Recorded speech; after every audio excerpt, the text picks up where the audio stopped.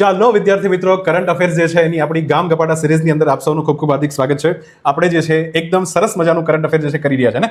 અને હા, આપણે વિદ્યાર્થી મિત્રો લેક્ચર નંબર 15 ની અંદર પહોંચી ગયા છીએ, એપિસોડ નંબર 15. હા, જાન્યુઆરી મહિનાનું કરંટ અફેર ચાલી રહ્યું છે. ઠીક છે, ચાલો તો આજના પહેલા તો ન્યૂઝ જોતા પહેલા સૌથી પહેલા સમજી લઈએ કે ભાઈ કેટલી ઘટનાઓ અને કેટલા પ્રીવિયસ આન્સર છે.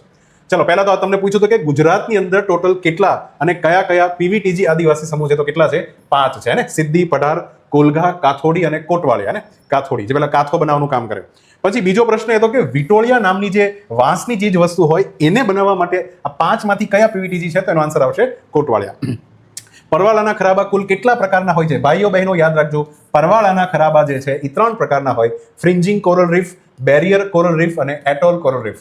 અને તમને ખબર હોવી જોઈએ કે સૌથી દુનિયાની મોટી હે ને કોરલ રીફનું ઉદાહરણ જે છે એ છે ગ્રેટ ઓસ્ટ્રેલિયન બેરિયર રીફ. ઓસ્ટ્રેલિયાની અંદર છે ગ્રેટ ઓસ્ટ્રેલિયન બેરિયર રીફ હે ને. લક્ષદ્વીપના ટાપુઓ એ કયા પ્રકારના પરવાળાના ખરાબા છે? તો એ એટોલ પ્રકારના ખરાબાની વાત કરે છે ને. લક્ષદ્વીપમાં એટોલ પ્રકારના ટાપુઓ છે. અને ભારતમાં જે છે કયા જોવા ક્યારે મળતા નથી? આ 3 જે છે એમાંથી કયા જોવા મળતા? અવરોધક ક્યારે જોવા મળતા? બાકી ફ્રિન્જિંગ જોવા મળે, એટોલ પણ જોવા મળે. ફોર એક્ઝામ્પલ, આ મન્નાર પાસેનો અખાત છે ને આપણા ભારતની અંદર, અહીંયા આપણે શ્રીલંકાની વાત કરીએ તો ત્યાં જે છે મન્નારનો અખાત છે, ત્યાં ફ્રિન્જિંગ રીફ જોવા મળે. કચ્છના અખાતમાં હે ને આપણા જે જામનગર પાસેના ટાપુઓ છે હે ને, મરીન નેશનલ પાર્ક આપણે ઘોષિત કર્યો છે, બેઝિકલી ફ્રિન્જિંગ રીફ છે. ઓકે, અને આંદામાન નિકોબારની વાત કરીએ એ પણ ફ્રિન્જિંગ રીફ છે. લક્ષદ્વીપના જે ટાપુ સમૂહ છે એનું નામ છે એટોલ રીફ. ક્લિયર? તો આટલા જે છે, જો અવરોધક રીફ આપણા દેશમાં ક્યાંય જોવા મળતી નથી. આ પ્રશ્ન પૂછાઈ ગયો છે, આ પરીક્ષામાં પૂછાયેલા જ પ્રશ્નો છે. ચાલો, પછી કઈ ભારતીય ગ્રાન્ડ માસ્ટર દ્વારા વર્લ્ડ ચેસ ચેમ્પિયનશિપ જીતવામાં આવી હતી? દિવ્યા દેશમુખ. પછી એશિયન બોક્સિંગ કાઉન્સિલનું હેડક્વાર્ટર ક્યાં છે? Bangkok, Thailand. આંતરરાષ્ટ્રીય ટેલિકમ્યુનિકેશન યુનિયન આજ નક્કી કરે ને કે 2G 3G 4G ના સ્ટાન્ડર્ડ્સ અને ટેકનોલોજી કઈ આવશે હે ને. તો અત્યારે એનું હેડક્વાર્ટર જે છે ક્યાં છે? જીનીવામાં છે. પછી 3GPP નામનો જે આ પ્રોજેક્ટ છે, આ 3GPP નામનો પ્રોજેક્ટ છે, એક કમ્બાઇન્ડ સંસ્થા છે જે બેઝિકલી આ બધી જ ટેકનોલોજી જે છે બનાવે છે. GSM એટલે કે 2G, UMTS 3G, LTE 4G અને 5G હે ને, નિયર રેડિયો જે છે, આ બધી જ તકનીક 3GPP એ બનાવી હતી. એનું હેડક્વાર્ટર ફ્રાન્સની અંદર છે. પછી વાત કરીએ જીઓગ્રાફિકલ ઇન્ડિકેશન રજિસ્ટ્રીનું હેડક્વાર્ટર ક્યાં છે? તો એ છે ચેન્નઈની અંદર, તમિલનાડુમાં. બરાબર ધ્યાનથી સમજજો. ચાલો, 13 પ્રશ્નો હતા વખતે. 11મો પ્રશ્ન છે કે જીઓગ્રાફિકલ ઇન્ડિકેશન કેટલા વર્ષ માટે આપવામાં આવે? તો કોઈ પણ પ્રોડક્ટને 10 વર્ષ માટે આપવામાં આવે. અભિજ્ઞાન શાકુંતલમ જે છે એનો ઇંગ્લિશમાં ટ્રાન્સલેટ કરનાર અંગ્રેજ આઇટમ કઈ હતી? સર વિલિયમ જોન્સ હે ને. અને જે વ્યક્તિને બહુ આ પ્રાચીન ભાષા, શબ્દો, સાહિત્ય વગેરેને ઉકેલવામાં રસ હોય, જૂની લિપિ ઉકેલવામાં રસ હોય, ને ફિલોલોજિસ્ટ કહેવામાં આવે છે. તો આટલા પ્રશ્નો આપણે ગઈ વખતે પૂછ્યા હતા. અચ્છા, આ વખતે તમને એ પણ થોડું કહેવાનું કે આજના લેક્ચર જે છે એમાં મેં થોડો પ્રયત્ન એવો કર્યો છે કે હું તમને ડાયરેક્ટલી જાતે હે ને, હા, તો તમને જે છે હું પ્રોપર સમજાવવાની અલગ રીતના એક કોશિશ કરી છે. તો ધ્યાનથી આજનો લેક્ચર ખૂબ સારી રીતના જોજો, વ્યવસ્થિત આજે તમને સમજ પડશે ને. ચાલો, તો પહેલો પ્રશ્ન જે છે, સંયુક્ત રાષ્ટ્ર દ્વારા કયો દેશ એવો છે કે જે 2050 સુધીમાં, મતલબ 2050ની સાલ આવશે ત્યાં સુધીમાં 40% એની વસ્તી જે છે એ 60 વર્ષથી વધુ ઉંમરની થઈ જશે. અને આ દેખાડે છે કે લાંબા ગાળે એની વસ્તીમાં શું થતો હશે? ઘટાડો થશે. તો 4 માંથી કયો દેશ છે કે જેની વસ્તી સતત જે છે ઘટી રહી છે? હમણાં જ યુનાઇટેડ નેશન્સે રિપોર્ટ આપ્યો છે ને. ચાલો, તો એ દેશનું નામ શું છે? ચાઇના. હવે થોડું સમજીએ ચાઇના વિશે શું ખેલ થયો છે. ભાઈ, ચાઇનાની અંદર જે છે ધ્યાનથી સમજો, 2022થી અને 2022થી ચાઇનાની વસ્તી જે છે ઘટી રહી છે. હમણાં તાજેતરમાં જ યુનાઇટેડ નેશન્સે એવું પણ કીધું. શું કીધું યુનાઇટેડ નેશન્સે? કે 2050ની સાલ ખાલી આવવા દો, આ ચાઇનીઝ આઇટમો તમને જેટલી દેખાય છે મને ઓછી થવા મળશે હે ને. આ આઇટમ એટલે વ્યક્તિ ઓછા થઈ જશે. અત્યારે તમે જુઓ તો લગભગ 140 કરોડ જેટલા થઈ ગયા છે, અને આ ઘટીને જે છે 130 કરોડ જેટલા થઈ જશે જ્યારે 2050ની સાલ આવશે. પહેલી વાત તો આ કીધી યુનાઇટેડ નેશન્સે. બીજી વાત શું કીધી એ બી ધ્યાન સમજો. એ દેશની અંદર જે છે 2050ની સાલ આવશે ત્યાં સુધીમાં 40 વર્ષથી વધારે ઉંમરના જે છે, સોરી 40% લોકો એ દેશની અંદર એવા હશે કે જે બુઢા હશે, એટલે કે 60 વર્ષથી વધારે ઉંમરના હશે. બરાબર. એક બહુ જ કહેવત મને અચાનક ચાલો યાદ આવી ગઈ, અંગ્રેજી ભાષામાં કહેવત છે હે ને, કે get old before get rich હે ને. કે ભાઈ તમે જે છે ધ્યાનથી સમજો કે બુઢા થાવ ને એ પહેલા ધનવાન બની જવું ખૂબ જરૂરી છે. ચાઇનાની હવે એ જ ફાટે છે કે 2050માંથી બુઢાઓનો દેશ બની જશે.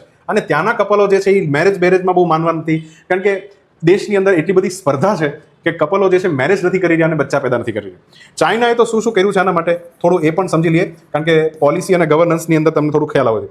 આ ચાઇનાએ 1979ની અંદર સૌથી પહેલી વખત જે છે વન ચાઇલ્ડ પોલિસી અપનાવી હતી. અને પછી જે છે એણે 2016ની અંદર, હા 2016ની અંદર જે છે એ 2 ચાઇલ્ડ પોલિસી અપનાવી હતી. પછી 2021ની અંદર આ દીકરાઓ જે છે એને ફાટવા મળી ગયા, બહુ છોકરા ઓછા થઈ જાય છે. તો છેલ્લે 2021માં કોરોના પછી એને એ 3 ચાઇલ્ડ પોલિસી પર આવી ગયો કે પેદા કરો, હવે કઈ વાંધો નથી. ક્લિયર? આગળ વધીએ. તો સતત જન્મદર જે છે ચાઇનાનો ઘટી રહ્યો છે હે ને. અને એમાંય 2025માં તો ચાઇના અલગ લેવલ ઉપર જ ખેલે છે. 2025માં ચાઇનાએ શું કર્યું ખબર, કે માની લો ચાઇનાની અંદર કોઈ એક કપલ છે કે જેને કોઈ એક બાળક થયું હોય ને, તો આ એક બાળક દીઠ જો એક બાળક તમે એ દેશમાં પેદા કરો તો ચાઇના જે છે એને એ બાળકના ઉછેર માટે, કારણ કે પ્રોબ્લેમ એ છે કે બાળક પેદા કરવાનો પ્રોબ્લેમ નથી, પ્રોબ્લેમ છે એના ઉછેરનો. તો સરકાર જે છે એના 3 વર્ષ સુધીના ઉછેર માટે ચાઇનીઝ ગવર્મેન્ટ જે છે એ 3600 યુઆન રૂપિયા આપે છે. બોલો હે ને, 3600 યુઆન ત્યાં બચ્ચા પેદા કરવા માટે. બીજું વાત કરીએ તો ત્યાં જેટલા પણ ગર્ભ નિરોધક પ્રોડક્ટ છે હે ને, હા ચાઇનીઝ સરકારને ખબર છે કે આ લોકો ગર્ભ નિરોધક જે છે પ્રોડક્ટ વાપરે છે, તો એટલા માટે આ પ્રોડક્ટ ઉપર પણ અલ્ટિમેટલી 13% જેટલો જે છે વેલ્યુ એડેડ ટેક્સ લગાવી દીધો છે. અને પ્રજા ત્યાં વિરોધ પણ કરી રહી છે કે આવું થોડું હાલે, પણ એમ જ. તો આ રીતના ચાઇનાની અંદર સતત વસ્તી ઘટી રહી છે, યુવાનો જેટલા ઓછા હોય હે ને. અને તમને ખબર હોય તો એક કોન્સેપ્ટ પણ છે ડેમોગ્રાફિક ડિવિડન્ડ. શું નામ છે? Demographic dividend. અને આ પ્રશ્ન વારે એક્ઝામમાં ખૂબ વખત પૂછાઈ ગયો છે. ડેમો એટલે શું થાય? વસ્તી. ડેમો એટલે શું થાય? વસ્તી. અને ગ્રાફ એટલે વસ્તીનો એક ગ્રાફ તમારી દેશની અંદર જોવો પડે કેવો છે, યુવાન વધારે છે, બુઢ્ઢા કેટલા છે અને બાળકો કેટલા છે. અને આની અંદર જે છે ખાસ કરીને જો તમારા દેશમાં યુવાનો વધારે હોય હે ને, તો તમારે એ યુવાનો પાસેથી લાભ ઉઠાવી લેવો જોઈએ, એટલે કે ડિવિડન્ડ ખેંચી લેવું જોઈએ. તો તમારા દેશમાં મેક્સિમમ જે છે જીડીપીમાં ગ્રોથ થાય. આવી કંઈક વાત છે. ક્લિયર? ચલો, તો અહીંયા જે છે આન્સર આવશે ચાઇના. નેક્સ્ટ ક્વેશ્ચન જો સમજો બહુ ધ્યાનથી. કયો આંતરરાષ્ટ્રીય પ્રોટોકોલ, અને પ્રોટોકોલ અને સંધિ એવા બે શબ્દો. પ્રોટોકોલનો અર્થ એવો થાય કે ફરજિયાતી માનવું જ પડે. તો એવો કયો ઇન્ટરનેશનલ પ્રોટોકોલ છે કે જેની અંદર બાળ તસ્કરી, બાળકોને ઉઠાવી જાય, એની સ્ટાન્ડર્ડ ડેફિનેશનો આપવામાં આવી છે અને વિશ્વભરમાં એને ગેરકાયદેસર પ્રવૃત્તિ તરીકે એને ગણવામાં આવે છે. મતલબ બેઝિકલી આ ચારમાંથી કયો પ્રોટોકોલ હ્યુમન ટ્રાફિકિંગને મનાઈ કરે છે અને હ્યુમન ટ્રાફિકિંગ ન થવું જોઈએ. ચાલો, અને કેમ લીધો હવે થોડું એને ડિટેલમાં સમજીએ. તો સૌથી પહેલા તો ધ્યાનથી સમજો, યુનાઇટેડ નેશન્સ નામની સંસ્થાએ ભૂરાવો કઈ સાલમાં ખબર? 2000ની સાલની અંદર જે છે એક દેશ છે એનું નામ છે ઇટલી, અને ઇટલીનું પણ એક શહેર છે એનું નામ છે પાલેર્મો. અને અહીંયા રેપ છે નાનો એવો પાલેર્મો. આ દેશની અંદર બધા દેશના લોકો ભેગા થયા અને એક પ્રોટોકોલ જે છે એની પર હસ્તાક્ષર કર્યા, એને કહેવાય છે પાલેર્મો પ્રોટોકોલ.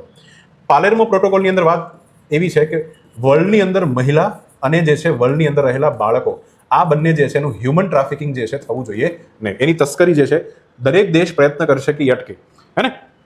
અચ્છા, તમને એમ થાય કે સર અચાનક આ વસ્તુ ક્યાંથી લેવા? એનું કારણ છે કે ભાઈ સુપ્રીમ કોર્ટની અંદર છે ને એક કેસ થયો હમણાં જ તાજેતરમાં. આ સુપ્રીમ કોર્ટનો એક કેસ છે, એનું નામ છે કેપી કિરણ કુમાર હે ને, કેપી કિરણ કુમાર વર્સેસ ભારત સરકાર, અથવા તો એને કહેવામાં આવે છે વર્સેસ રાજ્ય. આ કેસની અંદર હ્યુમન ટ્રાફિકિંગની વાત હતી, તો સુપ્રીમ કોર્ટે કેટલાક સજેશન અહીંયા આપ્યા છે, કેટલીક વાતો સુપ્રીમ કોર્ટે કીધી છે, એટલે આપણે અહીંયા જોવું પડે. પહેલું તો એ કીધું કે બાળકો જે છે એનો અવૈધ વેપાર ખૂબ વધી રહ્યો છે ભારતની અંદર, તો એ પણ એક ચિંતાનું કારણ છે. બીજી વાત એવી કીધી કે બાળકો જે છે, બાળકોને પણ આ દેશની અંદર આર્ટિકલ 21 અંતર્ગત મૂળભૂત અધિકાર આપવામાં આવ્યો છે, ફંડામેન્ટલ રાઇટ આપવામાં આવ્યો છે, જીવન જીવવાનો અધિકાર છે. તમને ક્યારેક છે ને એવું બી પૂછી શકે અવૈધ તસ્કરી અલ્ટિમેટલી કયા અધિકારની અગેન્સ્ટમાં છે, તો આર્ટિકલ 21 પણ તમે લખી શકો એમ જ. પછી થોડોક ઓથેન્ટિક ડેટાની પણ વાત કરીએ તો આપણા દેશમાં એક સંસ્થા છે નેશનલ ક્રાઇમ રેકોર્ડ બ્યુરો. આણે હમણાં શું કીધું? એને એવું કીધું કે 2022ની સાલમાં આપણા દેશની અંદર જે પણ ક્રાઇમ થાય ને એનું સંચાલન અને એનો રેકોર્ડ એનસીઆરબી રાખે. તો 2022ની સાલમાં જે છે આપણા દેશમાં ડેટા આવ્યો કે લગભગ 3098 જેટલા બાળકો છે એને દેશભરમાં રેસ્ક્યુ કરવામાં આવ્યા, એટલે કે બચાવવામાં આવ્યા. શું કરવામાં આવ્યા? બચાવવામાં આવ્યા. તો આટલા બાળકો બચી શક્યા. તો ટ્રેડ કયા લેવલનો થતો હશે એ તમારે સમજવાનું છે. 2022ની એક વર્ષમાં 3098 બાળકોને બચાવવામાં વિચાર તો કરો. પછી વાત કરીએ 2018 થી 2022 વચ્ચેનો પણ એક ડેટા આપ્યો છે એનસીઆરબીએ. શું આપ્યો? ધ્યાનથી સમજો કે ભાઈ જેટલા પણ સુપ્રીમ કોર્ટની અંદર આ તસ્કરીના કેસીસ આવે છે એની અંદર 4.8% જે છે એ કન્વિક્શન રેટ છે. 4.8% શું છે? કન્વિક્શન રેટ કોને કહેવાય? કે જેમાં સુપ્રીમ કોર્ટમાં કેસ થાય, માની લો 100 કેસ સુપ્રીમ કોર્ટમાં થતા હોય હ્યુમન ટ્રાફિકિંગના, તો 100 માંથી ખાલી 4 કેસ એવા છે કે જેમાં સાબિત થાય કે વ્યક્તિએ ખરેખર તસ્કરી કરી છે. ખ્યાલ? હા, તો આ બધા જે છે ખૂબ ખરાબ કહેવાય કે 4 જ ખાલી 4 ટ્રાફિકિંગ તો આટલા મોટા લેવલ ઉપર થાય છે, તો ખાલી 4 જ માં સજા કેમ મળે છે? તો એનું રીઝન એવું છે કે આપણા દેશની જે સિક્યુરિટીવાળી સુરક્ષાની એજન્સીઓ છે, એમાં પોલીસ આવી ગયું, સીઆરપીએફ, બધી જ એજન્સીઓ જે છે કામ કરે છે, એની તપાસ જે છે એટલી સારી નથી થતી. પહેલું કારણ તો એ. બરાબર. બીજું, જ્યારે આવા કેસ આવે હે ને ત્યારે ટ્રાયલ ચાલે હે ને, કેસની અંદર ટ્રાયલ ચાલતી હોય અને જે બાળકની સાથે આ કાંડ થયો હોય, જે નાની છોકરી જે છે એને ઉચકીમાં આવી હોય, એને વેશ્યાના ધંધામાં નાખવામાં આવી હોય, તો થાય કેવું કે સમાજના કોઈ એવો વર્ગ નથી કે આવા ટ્રાયલ દરમિયાન આવા લોકોને એની સાથે ઊભો રહે હે ને. હા, કારણ કે આપણા દેશમાં એક તો સૌથી મોટો પ્રોબ્લેમ એ છે કે કેસ વર્ષો સુધી ચાલ્યા કરે અને કેસની અંદર કેટલો ખર્ચો થઈ જાય એ પણ તમે સમજી શકો છો. એ કહેવત છે ને કે justice delayed is justice denied. હે ને, તમે ન્યાય આપવામાં જેટલું મોડું કરો એ ખરેખર તમે ન્યાય નથી આપ્યો એ બરાબર જ છે. ખ્યાલ આવ્યો? તો અહીંયા આવશે પાલેર્મો પ્રોટોકોલ. ચલો, થોડુંક તમારે બંધારણની પણ મારે વાત કરવી છે, તો ધ્યાનથી સમજો. ભારતના બંધારણની અંદર હે ને ઇન્ડિયાના કોન્સ્ટિટ્યુશનમાં હ્યુમન ટ્રાફિકિંગની વાત ક્યાં ક્યાં લખી છે? તો સૌથી પહેલાં તો જે છે એક આર્ટિકલ નંબર છે, આર્ટિકલ નંબર 23. આ આર્ટિકલની અંદર એક વાત સ્પષ્ટ લખી છે કે માનવ તસ્કરી જે છે, અને અહીંયા શબ્દ માનવ તસ્કરી વાપર્યો છે, માનવ તસ્કરી થવા દેવી જોઈએ નહીં, માનવ તસ્કરી જે છે ઇલીગલ છે. બીજું, આ જ આર્ટિકલમાં શું લખ્યું છે કે બળજબરીપૂર્વક કોઈને કામ પર રાખી શકાય નહીં, બળજબરીપૂર્વક જે છે બોન્ડેજ મજૂર જે છે રાખી નહીં શકાય. આ બંને જે છે ફંડામેન્ટલ રાઇટની અગેન્સ્ટ છે. બીજું, આર્ટિકલ 24માં પણ લખ્યું છે કે આ બાળકોને કેમ ઉઠાવવામાં આવે ખબર? કારખાનાની અંદર, ફેક્ટરીમાં કામ કરવા માટે વગેરે વગેરે. તો જોખમી જગ્યા ઉપર બાળકો જે છે એને રાખી નહીં શકાય. જોખમી જગ્યા ઉપર બાળકોને રાખવું એમના અધિકાર ઉલ્લંઘન બરાબર છે. તો આપણા બંધારણમાં પાર્ટ 3 ની અંદર ખાસ કરીને આ વાત લખી છે, મૂળભૂત અધિકાર. ચલો એક ઓર વાત તમને હું પૂછી લઉં, ચાલો એક ક્વેશ્ચન તમને પૂછી લો. વાત એવી છે, પાર્ટ નંબર 4 પાર્ટ નંબર 4 આપણે બધા જાણીએ છીએ શું છે? DPSP, રાજનીતિના માર્ગદર્શક સિદ્ધાંતો. હવે આમાં હું છે ને બે વાત લખીશ, તમારે કહેવાનું છે કમેન્ટ સેક્શનની અંદર, લાઈવ કહેવાનું છે ભાઈ, અત્યારે લાઈવ ચાલી રહ્યો છે વિડીયો, તો લાઈવ તમારે કહેવાનું છે કે કઈ આર્ટિકલમાં વાત લખી છે. પહેલી વાત તો DPSPમાં એવું લખ્યું છે ભાઈ કે આપણા ભારત સરકાર, એટલે એના માટે રાજ્ય શબ્દ યુઝ થાય છે. તો રાજ્ય મજૂરો અને બીજો શબ્દ છે બાળકો. રાજ્ય મજૂરો અને બાળકો જે છે એના માટે બે વસ્તુ ધ્યાનમાં રાખવાની છે. પહેલું, બધાને ખબર છે કે આ બંનેને કોઈને કોઈ શું હોય છે? આર્થિક મજબૂરી હોય છે. શું હોય છે? આર્થિક મજબૂરી. એને કામ ન હોય, મળતું ન હોય. તો એવું ન થવું જોઈએ આપણા દેશમાં કે મજૂરો અને બાળકોની આર્થિક મજબૂરી છે તો લોકો જે છે એને કામ કરાવવાના બહાને એવી જગ્યા પર રાખી લે અને એની સાથે એવા કાંડ કરે કે જે છે એના જીવનથી એના જીવનને જોખમમાં મૂકતો હોય. તો આર્થિક મજબૂરીને કારણે એને કામ કરવું પડે. રાજ્ય પ્રયત્ન કરશે કે એવું એને કામ કોઈ કરવું ન પડે. અને જણાને ઘરમાં આર્થિક પ્રોબ્લેમ હોય તો એવા ધંધાની અંદર જતા રહે, પ્રોસ્ટિટ્યુશન છે વગેરે વગેરે. તો આવું ન થવું જોઈએ. સરકાર આવો પ્રયત્ન કરશે. બરાબર. પછી મજૂરો અને બાળકો જે છે એનું આરોગ્ય સતત ખરાબ રહેતું હોય. શું? આરોગ્ય. તો અહીંયા પણ એના આરોગ્ય ખરાબ રહેવાને કારણે લોકો એનો મતલબ ખોટો ઉપયોગ ન કરી જાય એ પણ ધ્યાન રાખવાનું છે.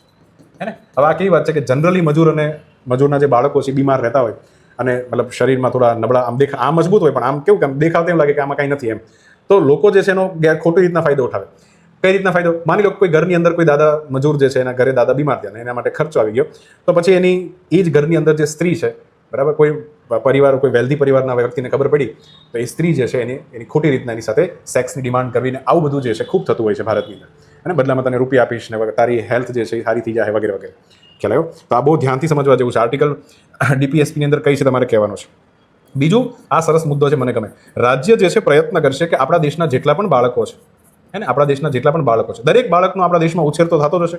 તો રાજ્ય પ્રયત્ન કરવાનું છે કે આ બાળકોને, પહેલો શબ્દ છે ધ્યાનથી સમજો, સ્વતંત્રતા, અને બીજો શબ્દ છે ધ્યાનથી સમજો, સન્માન, ડિગ્નિટી જેને કહેવાય. તો આવું વાતાવરણ જે છે પ્રોવાઈડ કરવાનું છે. આવું વાતાવરણ બાળકો માટે પ્રોવાઈડ કરવાનું છે કે જેથી આવા વાતાવરણમાં એનો શું થાય? ઉછેર થાય. તમે અમેરિકા જેવા દેશમાં જાઓ, રસ્તા પરથી નાના છોકરાઓ પસાર થતા હોય ને તો દરેક વ્યક્તિ પોતાની ગાડી જે છે ઊભી રાખી દેશે. કેમ? બાળકોને સન્માન આપવા માટે. આવું વાતાવરણ ત્યાં ક્રિએટ થાય છે. ભારતની અંદર તમે સમજો કે આ બધું કંઈ થતું નથી ને બાળકોની મતલબ રિસ્પેક્ટની વાત જ નથી આવતી. જ્યાં સુધી અમેરિકામાં પેલા છોકરાઓ આમ સ્કૂલની બસમાંથી નીકળતા પાસ ન થાય રોડ ઉપર, બધી ફોર વ્હીલો જે છે એના એન્જિન બેન્જિન બધું બંધ થઈ જાય, ઉભા રહી જાય. બધા નીકળે નહીં, પાસ ન થાય ત્યાં સુધી કોઈ ગાડી ચાલુ પણ ન કરે. નાનું બાળક છે ને બધું ઓબ્ઝર્વ કરે અને જોવે અને શીખે. મોટા થઈને આ જ બાળકો જે છે એની અંદર પણ એક ભાવ જાગે, એ પણ બીજાનું શું કરે? સન્માન કરે. પડી એમ જ? તો આ વાત છે. તો આ બધું આપણે તમારે કહેવાનું છે કે આ આર્ટિકલ જે છે અલ્ટિમેટલી કઈ છે અને આ આર્ટિકલ અલ્ટિમેટલી કઈ છે. બરાબર. ચલો બીજી મારે એક વાત કરવી છે, કાનૂની જોગવાઈ. કઈ? આ તો વાત થઈ બંધારણ. હવે થોડી વાત કરીએ લીગલ પ્રોવિઝન પણ ચેક કરીએ. લીગલ વસ્તુમાં ક્યાં ક્યાં હું લખ્યું છે? બધાને ખબર છે કે આપણા દેશની અંદર ઇન્ડિયન જસ્ટિસ કોડ સિસ્ટમ આવી ગઈ છે, ભારતીય ન્યાય સંહિતા. અને એની અંદર દરેક કાનૂનની અંદર હંમેશા શબ્દ હોય સેક્શન. તો 98 અને 99 નંબરનો જે સેક્શન છે એ શું કહે છે કે બાળકો જે છે એનું બાળકોનું ખરીદ અને વેચાણ જે છે નહીં થઈ શકે. યસ, આ બંને ઉપર ભારતમાં શું રહેશે? પ્રતિબંધ રહેશે. એક વાત આવી લખી છે. બીજું, એક આવી પણ વાત લખી છે કે અનૈતિક તસ્કરી આવો સંસદની અંદર એક કાનૂન છે ઇલીગલી કોઈને ઊંચકીને લઈ જવું તો એને અટકાવવા માટે પણ ભારત સરકારની અંદર એક શું છે? કાનૂન છે. હા, કોઈ પણ રેડ લાઇટ એરિયામાં જે છે તમને ખબર હોય તો ઘણી એવી બાળકીઓ હોય, નાની નાની છોકરીઓ, એને ઊંચકીને લઈ જવામાં આવે તો એ જે છે એની ઉપર ખાસ કરીને આ કાનૂનમાં લખ્યું છે કે એનું શારીરિક શોષણ જે છે થવા નથી દેવાનું. યસ. તો આ બધા લીગલ પ્રોવિઝન છે. ઓકે, તો અહીંયા આન્સર જે છે આપણો આવશે કયો? પાલેર્મો પ્રોટોકોલ. બરાબર. ચલો નેક્સ્ટ ક્વેશ્ચન છે, ધ્યાનથી સમજજો. સિનેમામાં એટલે કે પિક્ચરોની અંદર એમનું જીવનભરનું યોગદાન હતું એક ભાઈનું કે જેના કારણે હમણાં તાજેતરમાં જે 11મી અજંતા ઇલોરા આંતરરાષ્ટ્રીય ફિલ્મ ફેસ્ટિવલ યોજાઈ ગયો અને એની અંદર આ ભાઈ જે છે એને પદ્મપાણી પુરસ્કાર આપવામાં આવ્યો. તો આવા ભારતના પીઢ સંગીતકાર જેને સિનેમામાં ખૂબ ગીતો આપ્યા છે, તમારે જે છે એ વ્યક્તિનું નામ કહેવાનું છે જેને હમણાં પદ્મપાણી પુરસ્કાર આપવામાં આવ્યો. ચાલો આન્સર શું આવશે? ઇલૈયા રાજા. સમજીએ પહેલી વાત તો ધ્યાનથી સમજો હે ને. આ જે અજંતા ઇલોરા જે છે ઇન્ટરનેશનલ ફિલ્મ ફેસ્ટિવલ જે છે ક્યાં યોજાઈ ગયું હે ને? તો આ યોજાઈ ગયું. એનું લોકેશન ખાસ ધ્યાન રાખજો. લોકેશન જે છે આમ તો જૂનું નામ હતું ઔરંગાબાદ, પણ અત્યારે નામ જે છે છત્રપતિ સંભાજીનગર. શું નામ છે? સંભાજીનગર. યસ. અને તમને ખબર ને ઔરંગાબાદની અંદર જ અજંતા અને ઇલોરાની ગુફાઓ પણ છે હે ને. તો બેઝિકલી આ ફેસ્ટિવલ આ ફેસ્ટિવલ અલ્ટિમેટલી જે છે ને 28 જાન્યુઆરી યોજાવાનું છે, પણ પહેલેથી છે ને ઘોષણા થઈ ગઈ છે. હવે આ ફેસ્ટિવલની અંદર સૌથી ઊંચો એવોર્ડ જે છે, સૌથી ઉપરનો એવોર્ડ છે, એનું નામ છે પદ્મપાણી એવોર્ડ. કયો એવોર્ડ? પદ્મપાણી હે ને. પદ્મ એટલે કમળ, પાણી એટલે હાથ. પદ્મપાણી એવોર્ડ. તમને ખબર પડી જવી જોઈએ. અજંતાની ગુફામાં એક ચિત્ર છે પદ્મપાણીનું ચિત્ર, એના કારણે નામ આપ્યું છે પદ્મપાણી એવોર્ડ. પદ્મપાણી એવોર્ડ કોને આપવામાં આવે? કે જેણે સિનેમાના ક્ષેત્રમાં, બરાબર, અથવા તો આર્ટના ક્ષેત્રમાં ખૂબ ઊંચું કાર્ય કર્યું હોય, તો આજીવન શ્રેષ્ઠ કાર્ય કર્યું એના માટે એવોર્ડ આપવામાં આવે. અહીંયા ઇલૈયા રાજાને એવોર્ડ આપવામાં આવ્યો છે. 2 લાખ રૂપિયા જે છે એની રકમ આપવામાં આવે છે. ઇલૈયા રાજાના યોગદાનની વાત કરીએ ને, તો ઇલૈયા રાજાએ જે છે શું સિનેમાની અંદર યોગદાન આપ્યું એની પણ થોડી ચર્ચા કરીએ. તો પહેલી તો બહુ મોટી વાત એ કહેવાય કે એમણે તમિલ, બરાબર, પછી તેલુગુ, આ બધી જ દક્ષિણ ભારતની ભાષા છે, કન્નડ, મલયાલમ હે ને, દક્ષિણ ભારતની ભાષા સમૂહ આપણે કહીએ છીએ ને. હા, તો એની અંદર બેઝિકલી 2 વસ્તુ જે છે એની છે. એક તો એમણે 7000થી વધારે ગીતો આપ્યા છે, મ્યુઝિક આપ્યા, સંગીતકાર છે ને પોતે એટલા માટે. અને બીજું 1400 મૂવીની અંદર કામ કર્યું છે. કેટલા પિક્ચર? 1400 મૂવી. વિચાર તો કરો. આજીવન શ્રેષ્ઠ યોગદાન કહેવાય. દક્ષિણ ભારતમાં છે ને એક શબ્દ, ચાલો એ બી વાત કરું. દક્ષિણ ભારતની અંદર, દક્ષિણ ભારતમાં એક શબ્દ છે, વેરી ફેમસ શબ્દ છે, જેનું નામ છે ઈસાઈ જ્ઞાની. જોજો, સમજો, ઈસાઈ જ્ઞાની આવો શબ્દ છે હે ને. તમે એવું સમજો કે આ એક શબ્દ નથી, આ એક ઉપાધિ છે. દક્ષિણ ભારતના લોકો એવા વ્યક્તિ કે જેને મ્યુઝિકલ જીનિયસ કહેવામાં આવે, જે સંગીતનો સમ્રાટ હોય, જેને સંગીતમાં ખૂબ ઊંડું જ્ઞાન હોય હે ને, સંગીત સમ્રાટ હોય. યસ. તો એવા વ્યક્તિના દક્ષિણ ભારતના લોકો ઈસાઈ જ્ઞાની તરીકે ઓળખે. તો ઇલૈયા રાજા જે છે એને પણ સાઉથના લોકો શું કહે છે કે અમારા ઈસાઈ જ્ઞાની છે. ચાલો ક્લિયર, આગળ વધીએ. પછી ભારતની અંદર, ચાલો હવે પદ્મપાણીની વાત આવી જ છે, તો મને થોડીક ઈચ્છા થઈ કે આપણે સ્ટેટિકમાંથી પણ થોડો ડેટા કાઢીએ ને. આપણા દેશમાં જે છે સૌથી મહત્વનો ધર્મ મહાજનપદ કાળમાં થઈ ગયોનું નામ છે બૌદ્ધ ધર્મ. અને બૌદ્ધ ધર્મની વાત કરીએ તો અને બહુ જ ઇમ્પોર્ટન્ટ છે. બૌદ્ધ ધર્મની આપણે વાત કરીએ તો આમ તો બૌદ્ધ ધર્મની ટોટલ 3 બ્રાન્ચ છે. કેટલી છે? 3 બ્રાન્ચ. એમાં સૌથી મહત્વની 2 બ્રાન્ચનું ખૂબ નામ લેવાય છે. એકનું નામ છે હીનયાન અને એકનું નામ શું છે? મહાયાન. મોટું વ્હીકલ અને નાનું વ્હીકલ આવું કહેવાય છે. હીનયાનવાળા લોકો જે છે એવું માને છે કે જેમ ભગવાન બુદ્ધે 6 વર્ષ ધ્યાન કર્યું હતું, એમ આપણે પણ જીવન બધું ત્યાગી અને શ્રેષ્ઠ રીતના ધ્યાન કરીએ તો બુદ્ધને જે જ્ઞાન પ્રાપ્ત થયું એ આપણને પણ થાય અને આપણે જે છે આપણા જીવનમાં અરહત બની જઈએ. શું બની જઈએ? અરહત. અરહત એક અવસ્થા છે જેને હીનયાન ખૂબ માને છે. એ લોકોનો લાઈફ ટાઈમ ગોલ જ હોય કે અરહત બનવું છે. અને અરહત અવસ્થા પ્રાપ્ત કરવા માટે શું કરે છે ભાઈ? ધ્યાન કરે છે, મેડિટેશન કરે છે, બરાબર.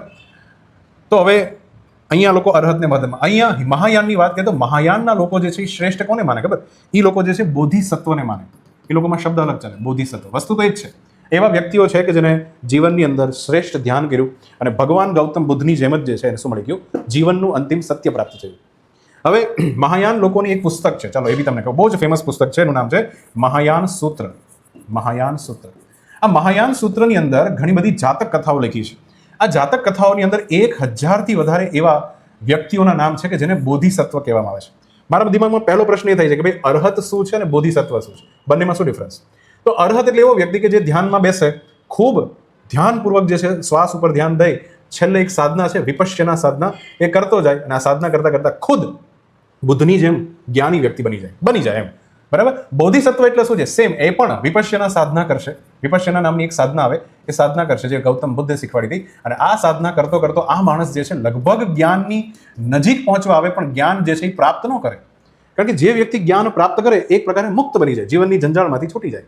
પણ બોધિસત્વ વ્યક્તિ એવો હશે કે જે જ્ઞાન એને મળે એમ હતું. તમે સમજો કે તમે તૈયારી કરતા હતા એક્ઝામની, બરાબર એને જોબ મળવાની એકદમ નજીક હતા, જોબ આપી દેમ જ હતા, છતાં એને જોબનો અસ્વીકાર કરી દીધો. મારે જ્ઞાન નથી જોતું. અને ત્યાંથી યુટર્ન માર્યો. શું માર્યો? યુટર્ન. કેમ યુટર્ન માર્યો? કારણ કે એ વ્યક્તિની અંદર કરુણા જાગી. શું જાગી? કરુણા.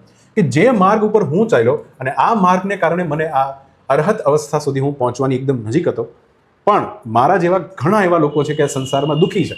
કારણ કે ગૌતમ બુદ્ધે અલ્ટિમેટલી આ તો શોધ્યું હતું દુઃખનું કારણ શું છે. અને લોકો દુઃખી કેમ થયા કરે, બરાબર. તો દુઃખનું કારણ શોધે. અને આ ભાઈ તો એવા છે ને જેને દુઃખનું કારણ જે છે મળી ગયું છે, પણ મળવાની નજીક હોય ત્યાંથી યુટર્ન મારે અને બાકી બધા લોકોને પણ અહીંયા ચલાવ્યા. બધાને શું કહેવાય? બોધિસત્વ.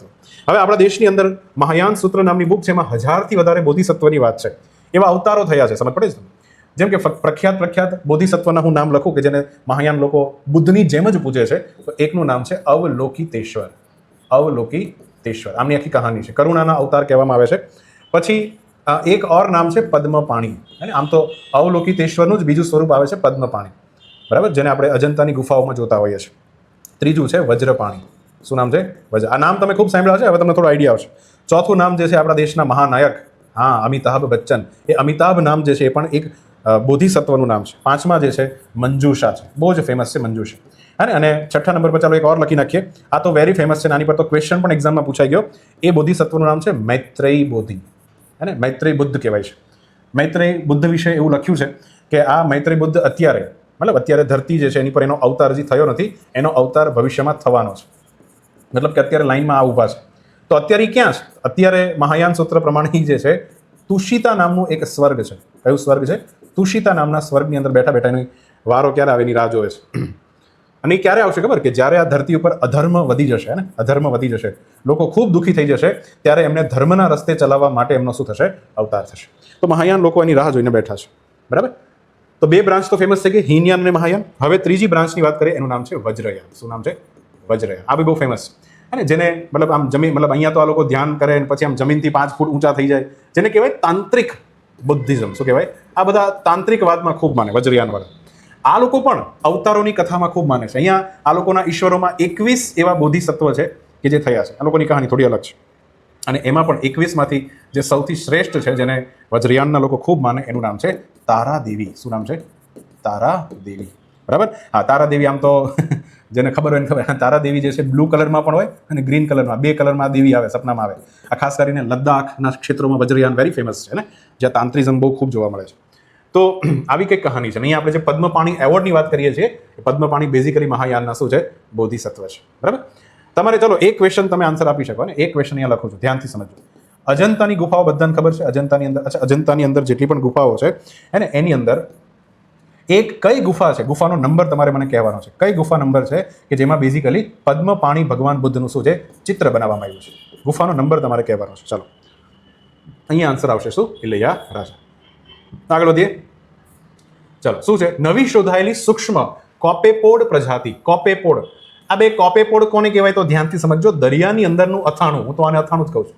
અરે, દરિયાની અંદર આવા જે છે ને ઘણા બધા પાણીની અંદર રહેતા સૂક્ષ્મ જીવો હોય, જેને નાની નાની માછલીઓ ખાય. અને આમ તો પ્લેન્કટન જીવો પણ કહેવાય. જો તમે જીઓગ્રાફી ભણ્યા હોય તો આવે પ્લેન્કટન્સ. તો એની અંદર એક છે કોપેપોડ, એક પ્રકારનું અથાણું જેવું સમજો. તો હમણાં જ ભારતની અંદર એક નવી પ્રજાતિ, એકદમ નવી પ્રજાતિ શોધાણી. એનું નામ છે ઇન્ડિયા ફોન્ટે બિજોય નામનું કોપેપોડ શોધાણું છે. તમારે કહેવાનું છે કે કયા ભારતીય ટાપુ પ્રદેશના લગુન ઇકોસિસ્ટમ જે છે એની અંદરથી ઇન્ડિયા ફોન્ટે બિજોય નામ જે છે એની નવી પ્રજાતિ શોધવામાં આવી છે. મતલબ બેઝિકલી ક્યાંથી મળ્યું છે, બરાબર. ચાલો, આનો આન્સર આવશે લક્ષદ્વીપ. હે ને? સમજીએ થોડા આના વિશે બી સમજીએ ને. લક્ષદ્વીપ. તો સૌથી પહેલા વાત કરીએ તો આપણે લક્ષદ્વીપ, જેની રાજધાની બધાને ખબર હોય છે કરવત્તી. અને અહીંયા કરવત્તી નામનો જે ટાપુ છે, અને આ રીતના આમ યુ શેપનો આ રીતના ટાપુ છે, ખબર હોય તો. કરવત્તી ટાપુ જે છે ને, ટાપી નહીં, ટાપુ, બરાબર. આ એક પ્રકારે તમને ખબર તો ઘોડાની નાળ આકારના ટાપુ હોય છે ને, ઘોડાની નાળ આકારના ટાપુ હોય છે.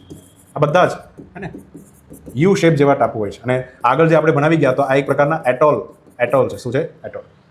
તો કરવત્તી ટાપુ જે છે એની અંદર લગુન સરોવર આવેલા છે. લગુન તળાવ તમને ખબર પડે ને? લગુન તળાવ કોને કહેવાય? કે જ્યાં સમજો આપણે આ રીતનો અહીંયા ભારત છે ને, આ રીતના નકશો દોરીએ અને હું એમ કહું કે અહીંયાથી આવું કંઈક આ રીતના બનાવીએ, બરાબર, અને પછી આમ બનાવીએ. હવે કેવું હોય કે દરિયાનું જે પાણી છે ભાઈ, એ આ સાંકડા જમીનની માગની અંદર ઘૂસી જાય, હે ને? અને અંદર ઘૂસી જાય તો એને શું કહેવાય? ત્યાં લગુન સરોવર. અહીંયા જે જુઓ તેને એમ લાગે કે સરોવર છે. તો લગુન સરોવર, લગુન તળાવમાં દરિયાનું ખારું પાણી જ હોય છે. ધ્યાનથી સમજો ને, દરિયાનું ખારું પાણી હોય છે. અને આ જ પાણીની અંદર બેઝિકલી આ સૂક્ષ્મ દરિયાઈ જીવ જે છે, જેનું નામ છે, આમ તો પેલા પ્રજાતિનું નામ કે કોપેપોડા. ધ્યાનથી સમજો. અને કોપેપોડાની અંદર ઘણા બધા આવા સૂક્ષ્મ જીવડા આવે. એમાંથી એક નવી પ્રજાતિ શોધાણી. એનું નામ છે ઇન્ડિયા ફોન્ટે બિજોય, બરાબર. યાદ રાખવાનું છે. એમાં બિજોય છે ને, બેઝિકલી આપણા દેશમાં એક સામુદ્રી શોધક છે, એસ બિજોય નંદન, એના નામ ઉપરથી નામ આપવામાં આવ્યું છે. કામનું નથી આપણા માટે. ચલો, પછી લક્ષદ્વીપ ઉપર થોડા આવ્યા છે તો ધ્યાનથી સમજો. લક્ષદ્વીપ, યસ, આના વિશે થોડી વાત કરી લઈએ. લક્ષદ્વીપ જે છે એની રાજધાની કરવત્તી, ખબર છે? લક્ષદ્વીપમાં કઈ ભાષા બોલવામાં આવે છે? તો અહીંયા મલયાલમ ભાષા બોલવામાં આવે છે. ખાસ કરીને અહીંયા જે છે મુસ્લિમ લોકો વધારે છે. કયા? મુસ્લિમ જનસંખ્યા અહીંયા કેવી છે? વધારે છે. ટોટલ જોવા જઈએ તો લક્ષદ્વીપની અંદર 36 ટાપુઓનો સમૂહ છે. કેટલા? 36 ટાપુઓનો સમૂહ છે. અચ્છા, મને તમને ખબર ને હમણાં સીસીઈની ગાઈડલાઈન પણ આવી ગઈ છે, નવી આરઆર આવી ગયો છે, અને એના બેઝમાં તમને ખબર છે કે ઇંગ્લિશ ભાષા ઇઝ વેરી ઇમ્પોર્ટન્ટ.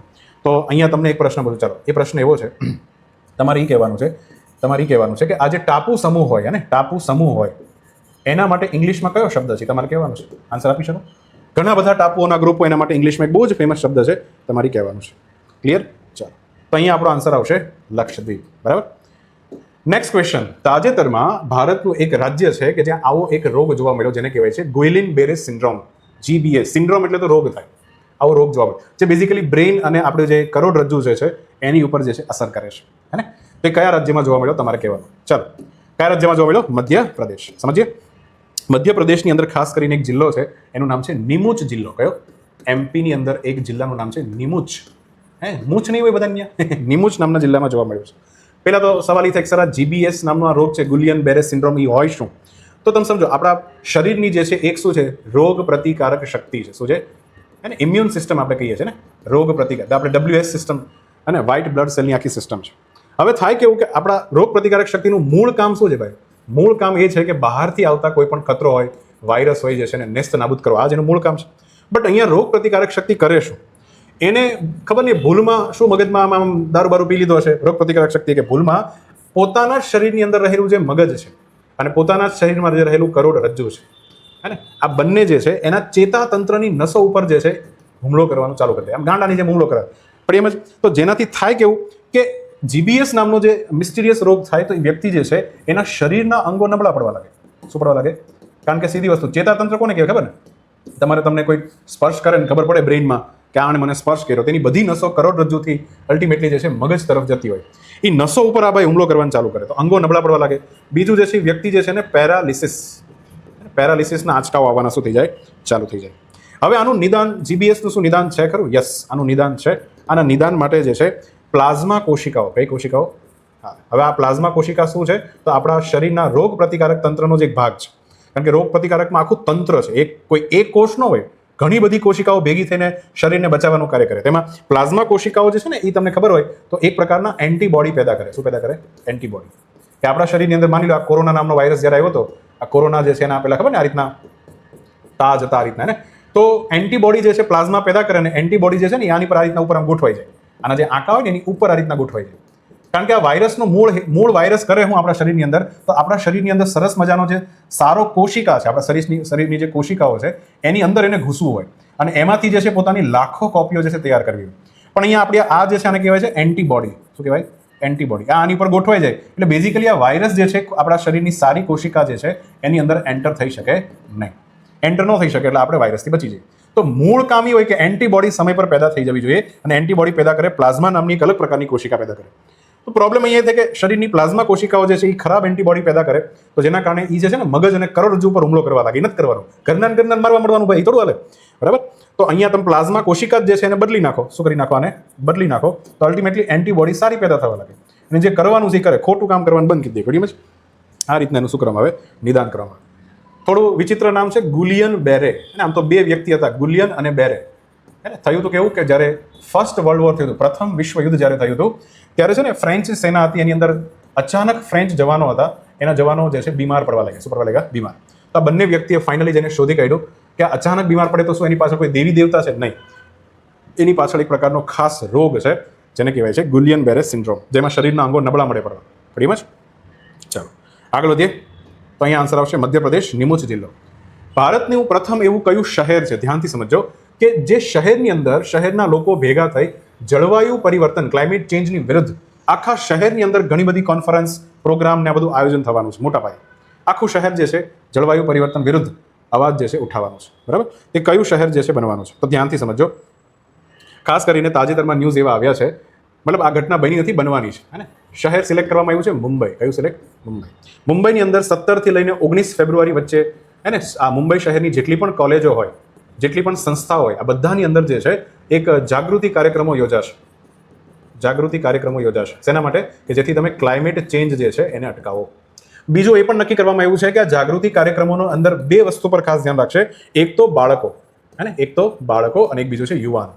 લોકોને એ સમજાવવામાં આવશે કે બાળકો અને યુવાનો ઉપર ક્લાઇમેટ ચેન્જ જે છે એની કેવી અસર થાય છે એ સમજાવવાનું છે. ખાસ કરીને તમને ખબર હોય તો એક હીટ સ્ટ્રેસ રોગ છે. ગરમી એટલી બધી વધવા લાગી છે કે બાળકોના સ્વભાવ ચીડચીડિયા થઈ ગયા છે, જાત જાતના રોગ થવા મળે, બીમાર જ રહે કાયમ. પહેલા આટલા બધા બીમાર ન પડતા, અત્યારે જે બીમારીની લેવલ છે ને વારે વારે સીધી દવા ટૂંસી નાખવાની, બરાબર. તો આના વિશે જાગૃતિ, કારણ કે ક્લાઇમેટ ચેન્જ થઈ રહ્યું છે એના કારણે બધું થઈ રહ્યું છે. આ કાર્યક્રમ જે છે બેઝિકલી યુનિસેફ કોણ યોજી રહ્યું છે? યુનિસેફના પ્રાયોજન હેઠળ જે છે આ કાર્યક્રમ થવાનો છે. ખાસ કરીને યુનિસેફની જે ઇન્ડિયા ડિવિઝન છે એની વાત છે, બરાબર. ઓકે, તો યુનિસેફની વાત કરીએ તો યુનિસેફની સ્થાપના ક્યારે થઈ હતી? યુનિસેફની સ્થાપના થઈ હતી 1946, 1946માં, આઝાદીના એક વર્ષ પહેલા. અને યુનિસેફનું હેડક્વાર્ટર જે છે ક્યાં છે ભાઈ? ન્યુયોર્ક. હે ને? આવડું જોઈએ, બધાના હેડક્વાર્ટર તમને યાદ રહેવા જોઈએ. યુનિસેફનું ફૂલ ફોર્મ શું થાય? United Nation children's fund. શું થાય? Children's fund. અને દુનિયાભરના બાળકો માટે કામ કરતી ફેમસ સંસ્થા છે યુનિસેફ. તો એના અગુવાઈમાં મુંબઈ શહેર જે છે આ ખેલ કરવાનું છે. ક્લિયર? તો અહીં આન્સર આવશે મુંબઈ. Next question. જીઓલોજિસ્ટ ભૂસ્તર શાસ્ત્રીઓ જે છે એને ખૂબ અભ્યાસ કર્યો અને એવું સૂચવ્યું છે કે મધ્ય ઓસ્ટ્રેલિયામાંથી વહેતી એક એવી નદી છે કે જે પૃથ્વી પરની સૌથી જૂની ઓલ્ડેસ્ટ લિવિંગ રિવર સિસ્ટમ છે. તો એ કઈ નદી છે ઓસ્ટ્રેલિયાની? તમારે કહેવાનું છે. ચલો તો જોઈએ. સૌથી પહેલા વાત કરીએ તો અને આ રીતના જે છે બધાને થોડા ખબર હોવી જોઈએ. ઓસ્ટ્રેલિયામાં અહીંયા એક ઊંચો ભાગ છે ને, આ રીતના એ નીચે છે, આવું કંઈક ઓસ્ટ્રેલિયું છે, બરાબર. અને ઓસ્ટ્રેલિયાની બરાબર વચ્ચે વાત કરીએ, ચલો બરાબર અહીંયા વચ્ચે વાત કરીએ તો અહીંયા એક માઉન્ટેન રેન્જ છે. આ માઉન્ટેન રેન્જનું નામ છે મેકડોનાલ્ડ પર્વતમાળા. બર્ગર ખાતા છે અહીંયા. આનું નામ શું છે? મેકડોનાલ્ડ પર્વતમાળા. હે ને? અને આ મેકડોનાલ્ડ પર્વતમાળા જે છે એમાંથી એક નદી વહે છે. નદીનું નામ છે ફિનકે. હે ને? કિસકે? ફિનકે નામની નદી છે ભાઈ, બરાબર. લગભગ તમે 640 કિલોમીટર લાંબી જે છે આ નદી છે, જેની વાત કરીએ તો તાજેતરમાં જીઓલોજિસ્ટે બધું રિસર્ચ કર્યું તો ખબર પડી કે આ નદી અલ્ટિમેટલી કેટલી જૂની છે. અહીંયાથી વહે છે પણ જૂની કેટલી છે? તો પહેલું તો એ ખબર પડી કે આ નદી જે છે લગભગ 400 મિલિયન યર્સ જૂની છે. 400 મિલિયન વર્ષ. અચ્છા, મિલિયનને તમારે કરોડમાં રૂપાંતરિત કરવું હોય તો મિલિયન મી લખો ને, મી, એની આગળનું એક જીરો જે છે કાઢી નાખવાનું તો તમને કરોડ મળી જાય. તો કેટલા કરોડ થાય? 40 કરોડ વર્ષથી ઓસ્ટ્રેલિયાના આ પ્રદેશમાં વહી રહી છે. બહુ જૂની કહેવાય. ખરેખર જોવા જઈએ તો ડાયનોસોર કરતાં પણ જૂની છે. ખબર ને? ડાયનોસોર જે છે એ જોવા જઈએ તો જ્યુરાસિક યુગની અંદર હતા. કયા? જ્યુરાસિક નામનો જે યુગ હતો એની અંદર ડાયનોસોર હતા. અને જ્યુરાસિક એજ જે છે ચાલ્યો લગભગ તમે માનો ને તો 240 મિલિયન યરથી લઈને 65 million year, yes 65 million year સુધી આ વસ્તુ ચાલી. મતલબ કે 24 કરોડથી લઈને 6 કરોડ વચ્ચે જે છે વર્ષ પહેલા આપણી ધરતી પર શું હતા? ડાયનોસોર હતા. બંને એક મીંડું કાઢી નાખવાનું, બરાબર. અહીંયા એક પાંચડો કાઢી નાખવાનો. અને તમને ખબર છે ને 6 કરોડ વર્ષ પહેલા જે છે મેક્સિકોની અંદર, ક્યાં? મેક્સિકોની અંદર જ્યારે ચિક્સુલુબ નામની જે જગ્યા છે અને ચિક્સુલુબ, ત્યાં પેલો એક ઉલ્કા જે છે ત્રાટકી અને બેઝિકલી ડાયનોસોર શું થઈ ગયા? ધરતી પરથી ખતમ થઈ ગયા. અને પછી 6 કરોડ વર્ષ પહેલા પછી જે છે આપણા ઇતિહાસના લેક્ચરમાં તમે આખું ડિટેલમાં સમજાવ્યું છે કે કઈ રીતના જે છે ધીરે ધીરે ઉત્ક્રાંતિ થઈ અને પ્રાઇમેટ જીવો આવ્યા, પછી ગ્રેટ એપ્સ આવ્યા, એમાંથી હોમોસેપિયન્સ જે છે માણસો જે છે એની શરૂઆત થઈ, બરાબર. એવું કહેવાય છે કે આ નદી જે છે ને, આ નદી એટલી જૂની છે કે આ મેકડોનલ્ડ રેન્જ જે છે એ પણ પછી બની. એની પહેલા ત્યાં નદી હતી. અને અત્યારે જોવા જઈએ તો આ નદી જે છે આમ ખરેખર છે ને આમ જમીનની અંદર છે, કેવી છે? જમીનની અંદર વહેતી હોય. પણ જ્યારે ખૂબ વરસાદ પડે તો અહીંયા જે પેલા હોલ્સ હોય એમાંથી આ નદીનું પાણી બહાર મળે નીકળે, બરાબર. એટલે ખબર પડી નદીનું પાણી આમ તો જમીનની અંદર વહેતું હતું. ખ્યાલ આવ્યો? હા. તો આ નદી જે છે પર્વત કરતાં પણ જૂની છે. જીઓલોજીની ભાષામાં તમે એક શબ્દ સમજો, એવી નદીઓ કે જે પર્વતો કરતાં પણ જૂની હોય. પર્વતો કરતાં પણ જૂની નદીઓ જે છે એના માટે એક શબ્દ છે, વેરી ફેમસ છે. આમ તો જીઓગ્રાફીનો શબ્દ છે, એન્ટીસિડન્સ કહેવાય. શું કહેવાય? હા, એન્ટીસિડન્સ. ઇંગ્લિશ ભાષા ઉપર કમાન્ડ રાખવાનો છે. એન્ટીસિડન્સ, યસ, આવો શબ્દ જે વપરાય છે. તો આ એક પ્રકારની એન્ટીસિડન્સ નદી છે. ક્લિયર? ચલો, તો આન્સર આવશે આપણું ફિન્કે રિવર સિસ્ટમ. નેક્સ્ટ ક્વેશ્ચન પર આવી આગળ. ભારતનું એક એવું રાજ્ય છે કે જેને પહેલી વખત ફૂલ સ્ટેક એટલે એમાં બધા જ એલિમેન્ટ અને બધા જ એંગલ આવી જાય, બરાબર. તેને સ્ટેક કહેવાય. હું સમજાવું આગળ. Full stack. બીજો શબ્દ છે સોવેરિયન. સોવેરિયન કોઈના પર આધારિત ન રાખતું એવું. આર્ટિફિશિયલ ઇન્ટેલિજન્સ પાર્કની સ્થાપના માટે એક એગ્રીમેન્ટ ઉપર જે છે એ રાજ્યએ શું કર્યા છે? હસ્તાક્ષર કર્યા છે ને. યસ, આ ખબર પડી જ જાવી જાય. લખ્યું જ છે. Answer is Tamil Nadu. શું આન્સર આવશે? તમિલનાડુ. હે ને? તો હા, તમિલનાડુના M.K. સ્ટાલિન. આ દેખાય ને, આનું નામ શું છે? M.K. સ્ટાલિન મુખ્યમંત્રી છે ભાઈ. M.K. સ્ટાલિને એક બહુ જ મોટું કદમ ઉઠાવ્યું છે. અને થોડું તમને એ બી સમજવું પડશે કે એઆઈની દુનિયાની અંદર આપણું દક્ષિણ ભારત જે છે હવે ધીરે ધીરે આગળ વધી રહ્યું છે. ચાલો તો સમજીએ. હે ને? તો આપણા ભારતનું કયું રાજ્ય છે? તમિલનાડુ. તમિલનાડુના મુખ્યમંત્રી છે M.K. સ્ટાલિન. એમણે હમણાં એક સ્ટાર્ટઅપ છે તમિલનાડુની અંદર જેનું નામ છે સર્વમ એઆઈ. શું નામ છે? સર્વમ એઆઈ. એની સાથે એક કરાર કર્યો છે, એગ્રીમેન્ટ કર્યો છે. કરાર એવો કર્યો છે, ભાઈ ધ્યાનથી સમજો કે તમિલનાડુ જે છે ને, અહીંયા ધ્યાનથી સમજો. ચાલો, ભારતની અંદર આ તમિલનાડુ રાજ્ય છે. ઓકે, તો તમિલનાડુ રાજ્યની અંદર ફૂલ સ્ટેક એઆઈ પાર્ક બનશે. પહેલા તો એટલું સમજો કે એઆઈ પાર્ક બનશે. એઆઈ પાર્ક બનશે એટલે શું, પહેલા એ સમજો, હે ને? તો ઘણી બધી વસ્તુ તમે સાંભળો, ટેક્સટાઇલ પાર્ક છે, એઆઈ પાર્ક છે, હે ને? આવા પાર્ક બને. તો એઆઈ પાર્કની અંદર પહેલા તો શું હશે એ સમજાવું. તો આની અંદર પહેલા તો ઘણા બધા સ્ટાર્ટઅપ ખુલશે. શું ખુલશે? સ્ટાર્ટઅપ્સ, હે ને? પછી વાત કરીએ તો અહીંયા જે છે તમિલનાડુ સરકાર ઘણા બધા સુપર કમ્પ્યુટરને વિકસાવશે. કારણ કે એઆઈની અંદર જે ખાસ કરીને આઈટીના જાણકાર જેને ખબર છે કે એક શબ્દ આવે મોડેલ વિકસાવવા પડે. એઆઈનો શું વિકસાવવા પડે? મોડેલ. તમને ખબર ચેટ જીપીટીમાં બી અત્યારે GPT-5 ને GPT-3 ને આ બધા મોડેલ ચાલે છે. એને લાર્જ લેંગ્વેજ મોડેલ LLM પણ કહેવાય છે. અને એને વિકસાવવા માટે જે છે સુપર કમ્પ્યુટરની પણ જરૂર પડશે. તો સુપર કોમ્પ્યુટર બી તમિલનાડુમાં હશે, સ્ટાર્ટઅપ ખુલશે, મોડેલ વિકસાવવામાં આવશે, બરાબર. અને મેઇન વાત એ છે કે એઆઈ પાર્કમાં જે પણ આ ધંધો કરશે આ બધા સ્ટાર્ટઅપ્સ, યાદ એ રાખવાનું છે કે એક પણ ડેટા જે છે, અને ડેટા જે છે એ ગવર્મેન્ટની તમિલનાડુની બોર્ડરની બહાર ન જવો જોઈએ. સમજ? બધો ડેટા જે છે તમારે અંદર જ રાખવાનો છે, ડેટા બહાર ન જવો જોઈએ. એટલે આને કહેવાય છે કે સાર્વભૌમ છે. કેવું છે આ? સાર્વભૌમ પાર્ક છે, સોવેરિયન પાર્ક છે. ખ્યાલ આવ્યો? હા, કારણ કે જનરલી આપણે કેવું કરીએ કે ગૂગલનું આપણે જેમિની વાપરીએ, ચેટ જીપીટી વાપરીએ, તો આપણે જે પણ મેસેજ ને બધી સૂચનાઓ મોકલીએ ખરેખર ક્યાં જતી હોય? અમેરિકા જતી હોય. અને બીજા દેશના લોકો જે છે એની પર ધ્યાન રાખીને બેઠા હોય. પણ આપણી ઈચ્છા એવું છે કે આપણે સોવેરિયન વસ્તુ બનાવીએ. ખ્યાલ આવ્યો? ચાલો, તો આ રીતના છે. અને આ બધી જ વસ્તુ એક સાથે જોડાયેલી છે, એટલે એટલા માટે આને કહેવાય ફૂલ સ્ટેક. કે હવે કંઈ બીજું કંઈ જરૂર પડે એવું નથી. બધું સ્ટાર્ટઅપ અહીંયા ખુલ્લું હોય ને તો આરામથી ખોલી શકે. તો આવો એક કરાર જે છે સર્વમ એઆઈ સાથે કર્યો છે. 10,000 કરોડથી વધારે રૂપિયા આના માટે વાપરવાના છે. એટલે ધ્યાનથી સમજો, 10,000 કરોડ બહુ મોટો અમાઉન્ટ થાય. તમિલનાડુ ગવર્મેન્ટ આટલો બધો રૂપિયો આની પાછળ ફાળવી રહી છે. કારણ કે ખાસ કરીને સર્વર જે અહીંયા, અચ્છા, એઆઈ પાર્કમાં બીજું શું હશે? સર્વર પણ હશે ઘણા બધા, હે ને? તો સર્વર માટેનો ખર્ચો ખૂબ વધી જાય. ચલો, ખ્યાલ આવ્યો?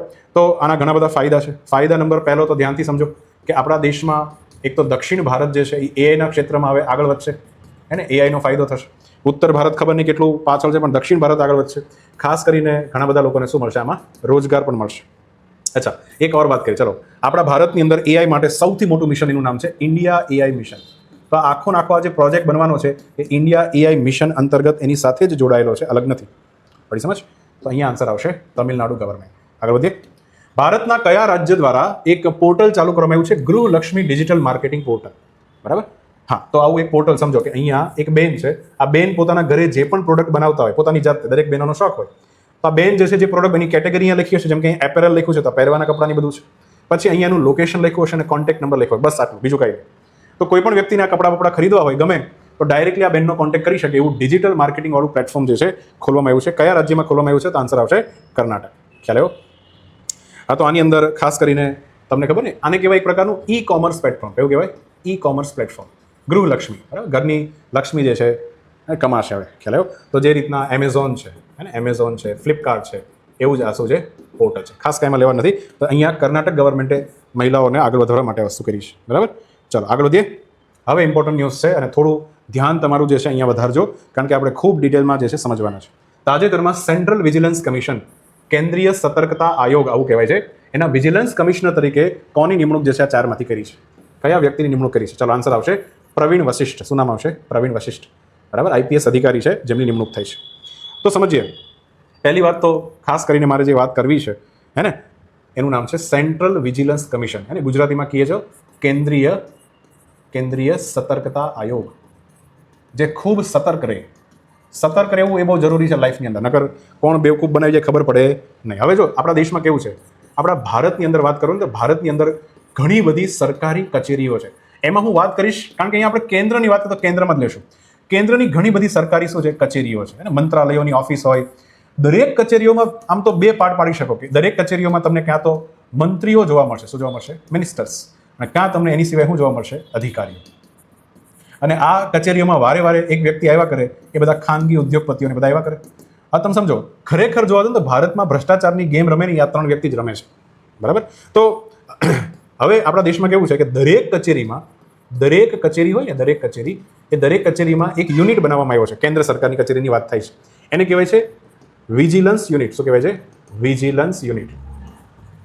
બરાબર? એને સતર્કતા વિભાગ કહેવાય. આની અંદર અમુક અધિકારીઓ કામ કરતા હોય. અચ્છા, એનું કામ શું? હું એમ કહું કે ચલો, રક્ષા મંત્રાલય છે. કયું મંત્રાલય છે? રક્ષા મંત્રાલય. તો આ સતત જે છે રક્ષા મંત્રાલયનું જે યુનિટ હોય ને, એ ધ્યાન રાખે કે એના મંત્રી સાહેબ જે છે ક્યાંક કરપ્શન તો નથી કરતા ને, અને પૈસાની સુટકેસ ને પોટલીના બધું જે છે ચારે બાજુ, તો એ ભ્રષ્ટાચાર ઉપર શું રાખવાની છે? નજર રાખવાની છે, હે ને? તો ધ્યાનથી સમજો. અને આ વિજિલન્સ યુનિટ આવા તો ઘણા બધા હશે, કારણ કે અલગ અલગ કચેરીના અલગ અલગ યુનિટ હોય. દરેક યુનિટ ઉપર પાછું કોણ નજર રાખીને બેઠું હોય? Central vigilance commission. થોડો આઈડિયા આવ્યો? Central vigilance commission. ચાલો, તો હવે થોડું આને સમજીએ. ભારતની અંદર આની શરૂઆત કઈ રીતના થઈ? CVC, central vigilance commission. અંગ્રેજો તો ગયા, પણ અંગ્રેજો આપણને વારસામાં એક વસ્તુ આપીને ગયા છે, ભ્રષ્ટાચાર, હે ને? ખાસ કરીને તમે લોર્ડ મેકોલેના મિનિટ્સ ઓફ ભાષણનો પત્ર વાંચો તો લોર્ડ મેકોલે કીધેલું લંડનની સંસદમાં કે હું આખા ભારતમાં ફેર્યો છું, મને ક્યાંય, હે ને, અનૈતિકતા જોવા નથી મળી, ભિખારી નથી જોવા મળ્યા. આટલો સક્ષમ અને મજબૂત આ દેશ છે, અને આ દેશને આપણે ક્યારેય નહીં તોડી શકીએ. તોડવો હશે તો એની શિક્ષણ વ્યવસ્થા ખતમ કરી નાખવી પડશે, એને ખુદના સંસ્કાર ઉપર શરમ આવે એવો અનુભવ કરાવવો પડશે. અને આ લોકો સફળ પણ થયા, અને ભારતમાં કરપ્શન, હે ને, અંગ્રેજોએ જ આપણને ખૂબ લેવલ ઉપર શીખવાડ્યું. એવું નથી કે એની પહેલાં કરપ્શન હતું, પણ જે લેવલ ઉપર અત્યારે આપણે ભ્રષ્ટાચાર કરીએ છીએ એ અંગ્રેજોની દેન છે. તો ફાઇનલી જ્યારે ભારત જે છે આઝાદ થાય છે, અને આઝાદ ભારતની અંદર ભ્રષ્ટાચારને રોકવા માટે, અને ભ્રષ્ટાચાર કઈ રીતના ઓછો થઈ શકે એના માટે એક સમિતિ ભરાઈ છે, અને એનું નામ છે શાંતારામ સમિતિ. કઈ સમિતિ? શાંતારામ સમિતિ, હે ને? આ સમિતિ, શાંતારામ સમિતિ ભરાણી ક્યારે ભરાણી? 1964માં ભરાણી. અને એમણે ભલામણ કરી, શું ભલામણ કરી? કે સંસ્થા બનાવો જેનું નામ છે સતર્કતા આયોગ, સેન્ટ્રલ વિજિલન્સ કમિશન, જેનું મૂળ કામ એ રહેશે કે ભારતના મંત્રીઓ અને અધિકારીઓ ભ્રષ્ટાચારમાં લિપ્ત હોય તો એની ઉપર એક પ્રકારે શું રાખે? નજર રાખે. જો એને છે ને કોઈ કાર્ય નથી કરવાનું, એક્શન નથી લેવાનું, બસ નજર રાખવાની છે, ને રિપોર્ટ બનાવ્યા કરવાના છે, પછી વારે વારે એને ઓડિટ કર્યા કરવાની. શું કર્યા કરવાની? ઓડિટ. આવા અધિકાર એને આપવામાં આવે. એટલે કેવું છે કે મંત્રાલયમાં કામ કરતા મંત્રીઓને પણ એક પ્રકારનો ડર રહે કે આપણી ઉપર કોક તો ત્રીજી આંખ ખોલીને બેઠું જ છે, બરાબર? પછી આગળ જઈને શું થયું? પછી આગળ જઈને સમય વીતતો ગયો, 1964માં આ કામ થયું. પછી આગળ જઈને 2003ની સાલમાં, અને ભારત સરકારે બેઝિકલી શું બનાવ્યો? કાનૂન બનાવ્યો. આનો પણ બહુ જ ઇન્ટરેસ્ટિંગ કેસ છે કે 2003માં કેમ કાનૂન બનાવવો પડ્યો. આગળ થોડું એવું છે તો વાત કરીએ. ચાલો, CVC નામનું શું બને છે? કાનૂન. CVC એક્ટ પસાર થાય છે. એટલે હવે આ સંસ્થા કેવી બની ગઈ? વૈધાનિક સંસ્થા બની ગઈ.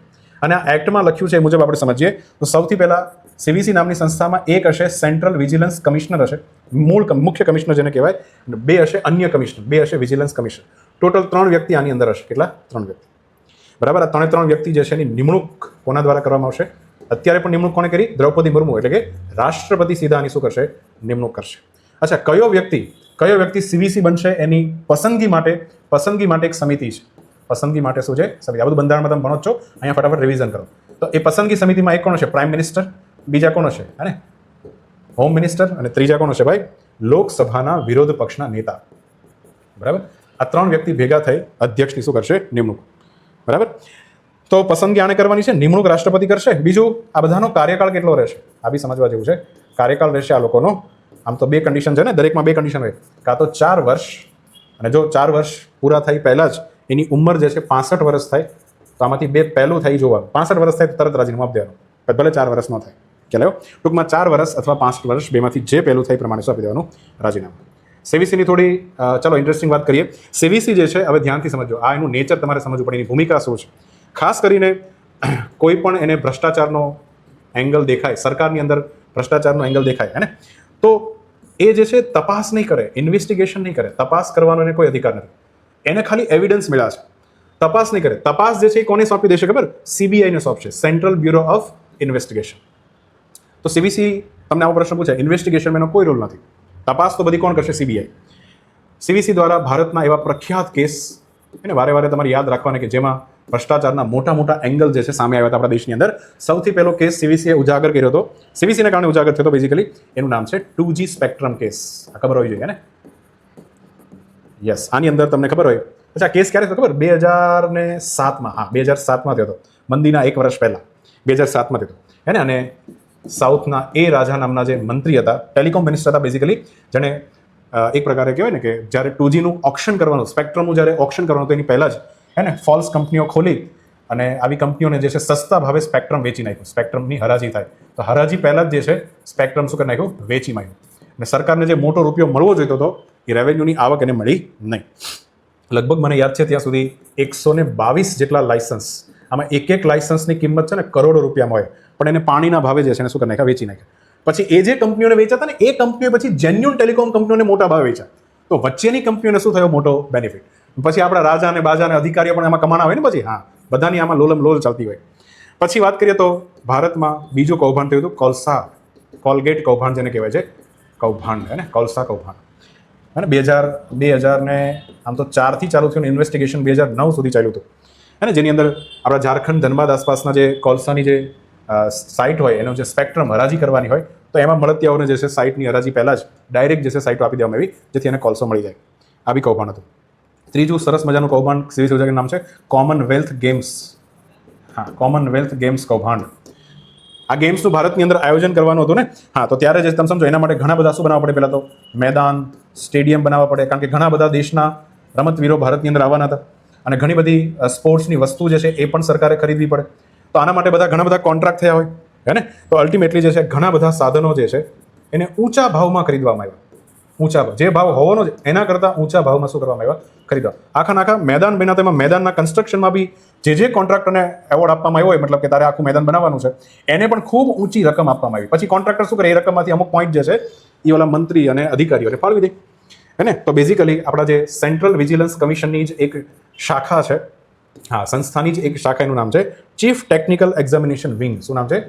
ચીફ ટેકનિકલ એક્ઝામિનેશન તપાસ કરે, એક્ઝામિનેટર તપાસ કરે નામની શાખા છે. એણે બેઝિકલી આખા કેસનો ભાંડાફોડ કર્યો હતો.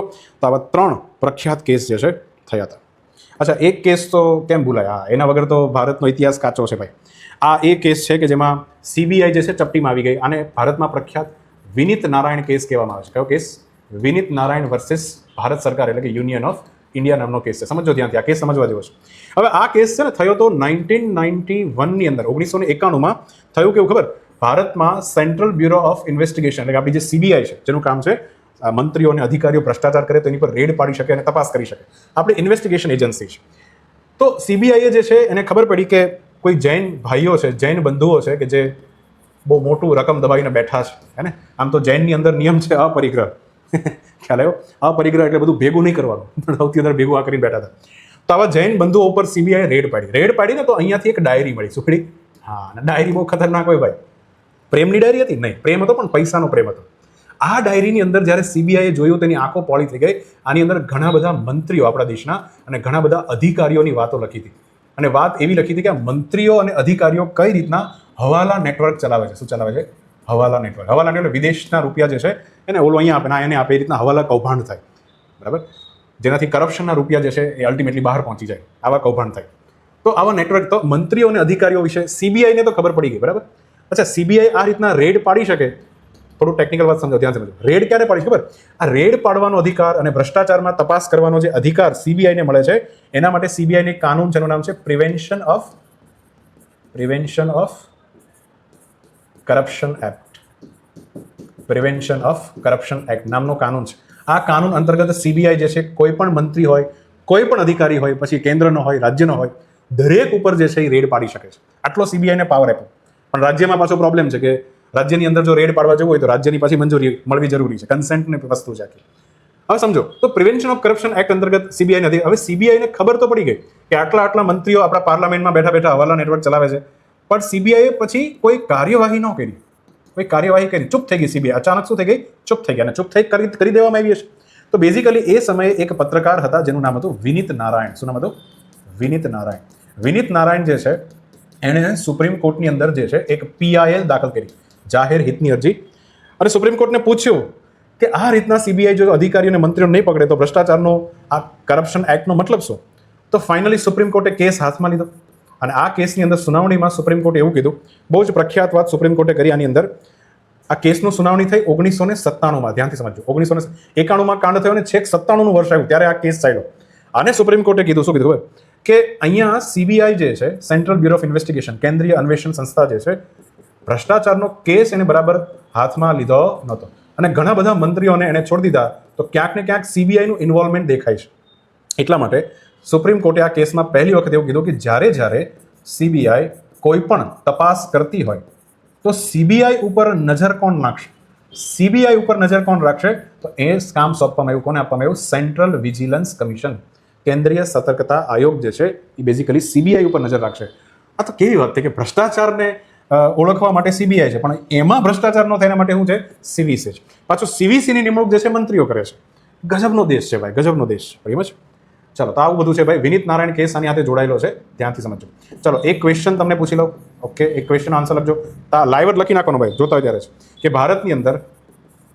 ભારતમાં આજે પબ્લિક ઇન્ટરેસ્ટ લિટિગેશન, જેને આપણે શું કહીએ છીએ, જાહેર હિતની અરજી, આ વ્યવસ્થા ભારતની સુપ્રીમ કોર્ટની વ્યવસ્થામાં હતી નહીં. આ ન્યાયતંત્રમાં પાછળથી આવી. એક એવા જજ છે જેના જજના પ્રયત્નોથી બેઝિકલી આ પીઆઈએલની સિસ્ટમ ભારતની અંદર દાખલ થઈ. કયા જજ છે તમારે લખવાનું છે, લખજો કોમેન્ટ સેક્શનમાં ભાઈ, મજા આવશે. ચલો, ક્લિયર? તો અહીંયા પ્રવીણ વશિષ્ઠ જે છે, એક આઈપીએસ અધિકારી જે છે, એ અત્યારે બન્યા છે કમિશનર. બરાબર, આગળ વધીએ. હા, આ પ્રશ્ન ઇમ્પોર્ટન્ટ છે. હમણાં જે તાજેતરમાં જે મહારાષ્ટ્રની ચૂંટણી થઈ ગઈ, મહારાષ્ટ્રની ચૂંટણી, અને એની અંદર એક મુદ્દો હમણાં ખૂબ ગરમ થયો છે, તો આપણે થોડું એની પર સમજીએ. દરેક ઇલેક્શનમાં ખબર નખની ઉપર આ રીતના એક શાહી લગાડવામાં આવે. તો મારે એ પ્રશ્ન તમને પૂછવો છે કે આ શાહી ભારતમાં ક્યાં બને છે? તમારી કહેવાનું છે કયો જાહેર ક્ષેત્રનો ઉપયોગ, સરકારી સંસ્થા હેઠળ આ શાહી બનાવવામાં આવે છે ને? 4માંથી. ચલો, તો અહીંયા આન્સર આવશે કયું? Mysore paints and varnish limited, જે કર્ણાટકમાં છે. ક્યાં છે? કર્ણાટક. થોડો આના કેસ વિશે થોડું સમજીએ એટલે વધારે મજા આવશે ને. જો, ચલો, પહેલાં તો તમને એક ઇંગ્લિશનો એક શબ્દ ખબર હોવી જોઈએ. ઇંગ્લિશનો શબ્દ, એનું નામ છે ઇનડિલાયેબલ રિંક. આવો શબ્દ તમે ખાસ ધ્યાનથી સમજો. છૂટા પડી લખું છું. ઇનડિલાયેબલ ઇંક. બરાબર, ઇનડિલાયેબલ મતલબ કે જે ડિઝોલ્વ ન થાય એવી ઇંક, એને ઇનડાયેબલ ઇંક કહેવાય. બરાબર, એવી શાહી જે આરામથી તમે કંઈક એની પર નાખો, આ આંગળી ઉપર આપણે આ રીતના અહીંયા લગાડી હોય હે ને, તો આ જે છે તમે એની પર કોઈ કેમિકલ નાખો તો જવી ન જોઈએ, ઇનડિલાયેબલ કહેવાય. તો આવી ઇંક જે છે આપણા દેશની અંદર, આ ઇનડિલાયેબલ ઇંકનો ઉપયોગ કરવાનું ક્યારથી ચાલુ કર્યું? તો 1950ની સાલમાં ભારત સરકારની અંદર એક સંસ્થા છે જેનું નામ છે નેશનલ ભૌતિક ફિઝિકલ લેબ ઓફ ઇન્ડિયા. આવી એક ભારત સરકારની એક લેબોરેટરી છે. અને આમ જોવા જાવ તો આ લેબોરેટરી કામ કરે છે આપણી એક ઓર સંસ્થા CSIR, હે ને, સેન્ટ્રલ પછી સિક્યુરિટી ઇન્ડસ્ટ્રીયલ રિસર્ચ, અને એના માટેની આ સંસ્થા છે. સોરી, સેન્ટ્રલ સાયન્ટિફિક ઇન્ડસ્ટ્રીયલ ઉદ્યોગ, એની પર શું કરે? રિસર્ચ કરે. એવી આ સંસ્થાની એક લેબોરેટરી છે જેમાં બેઝિકલી આની ફોર્મ્યુલા બનાવવામાં આવી હતી. અને ફોર્મ્યુલા તૈયાર થઈ ગઈ. ફોર્મ્યુલામાં કયું તત્વ જે છે યુઝ કરવામાં આવ્યું હતું તમને એ બી પૂછી લે. ઇનડિલાયેબલ ઇંકમાં હોય શું? તેનું નામ છે સિલ્વર નાઇટ્રેટ. શું હોય છે? બરાબર, આ ઇંક તમારા, તમે ઇલેક્શનમાં વોટ આપીને આવો એટલે તમારા આંગળી ઉપર જે છે, અચ્છા, સિલ્વર નાઇટ્રેટ વાળી આ ઇંક ક્યાં લગાડવામાં આવે ખબર? ડાબા હાથની પહેલી આંગળી ઉપર જે છે લગાડવામાં આવે છે. અને આનું પ્રોડક્શન આ બને છે કઈ જગ્યા પર? તો આ બને છે કર્ણાટકની અંદર આવેલી, કર્ણાટકની એક PSU સંસ્થા છે જેનું નામ છે મૈસૂર પેઇન્ટ એન્ડ વાર્નિશ. આખા ભારતની અંદર અહીંયાથી બેઝિકલી આ ઇંક જે છે સપ્લાય કરવામાં આવે છે. બરાબર. અને સૌથી પહેલાં કઈ ચૂંટણીમાં પહેલી વખત આનો ઉપયોગ થયો હતો? તો 1962ની અંદર. અને એક વખત ક્વેશ્ચન આવો પૂછવાનો મેઇન્સની અંદર કે ભારતના ઇલેક્ટોરલ રિફોર્મ્સ જણાવો.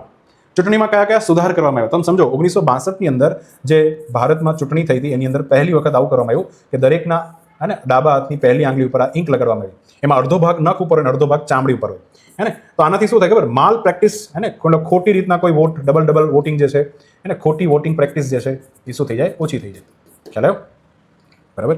તો ચલો, તો આ તો હિસ્ટ્રી થઈ ગઈ. હવે પ્રોબ્લેમ શું થયો છે એ બી સમજવા જેવો છે. પ્રોબ્લેમ એવો થયો છે ભાઈ કે હમણાં જ તાજેતરમાં તમને ખબર હોય તો મહારાષ્ટ્રની અંદર જે સ્થાનિક સંસ્થાઓની ચૂંટણી પૂરી થઈ, હે ને, બોમ્બે મ્યુનિસિપલ કમિશન, બધી સંસ્થા જે છે, મ્યુનિસિપલ સંસ્થાઓની ચૂંટણી શું થઈ? પૂરી થઈ છે. અને આ ચૂંટણીમાં તમને ખબર છે ને કે ઉદ્ધવ ઠાકરે અને આ બધા જે છે એનો ખૂબ ખરાબ રીતના ભૂંડી હાર થઈ છે. રાજ ઠાકરે, ઉદ્ધવ ઠાકરે બધા ભેગા થઈને લડ્યા તો પણ ભેગું થયું નહીં. બીજેપીએ ઘણી બધી જગ્યા ઉપર પોતાનો કબજો જમાઈ દીધો છે. તો બીજેપી મોટા પાયે વિન થઈ છે આ જગ્યા પર. સુપડા સાફ થઈ ગયા છે શિવસેનાના. બરાબર.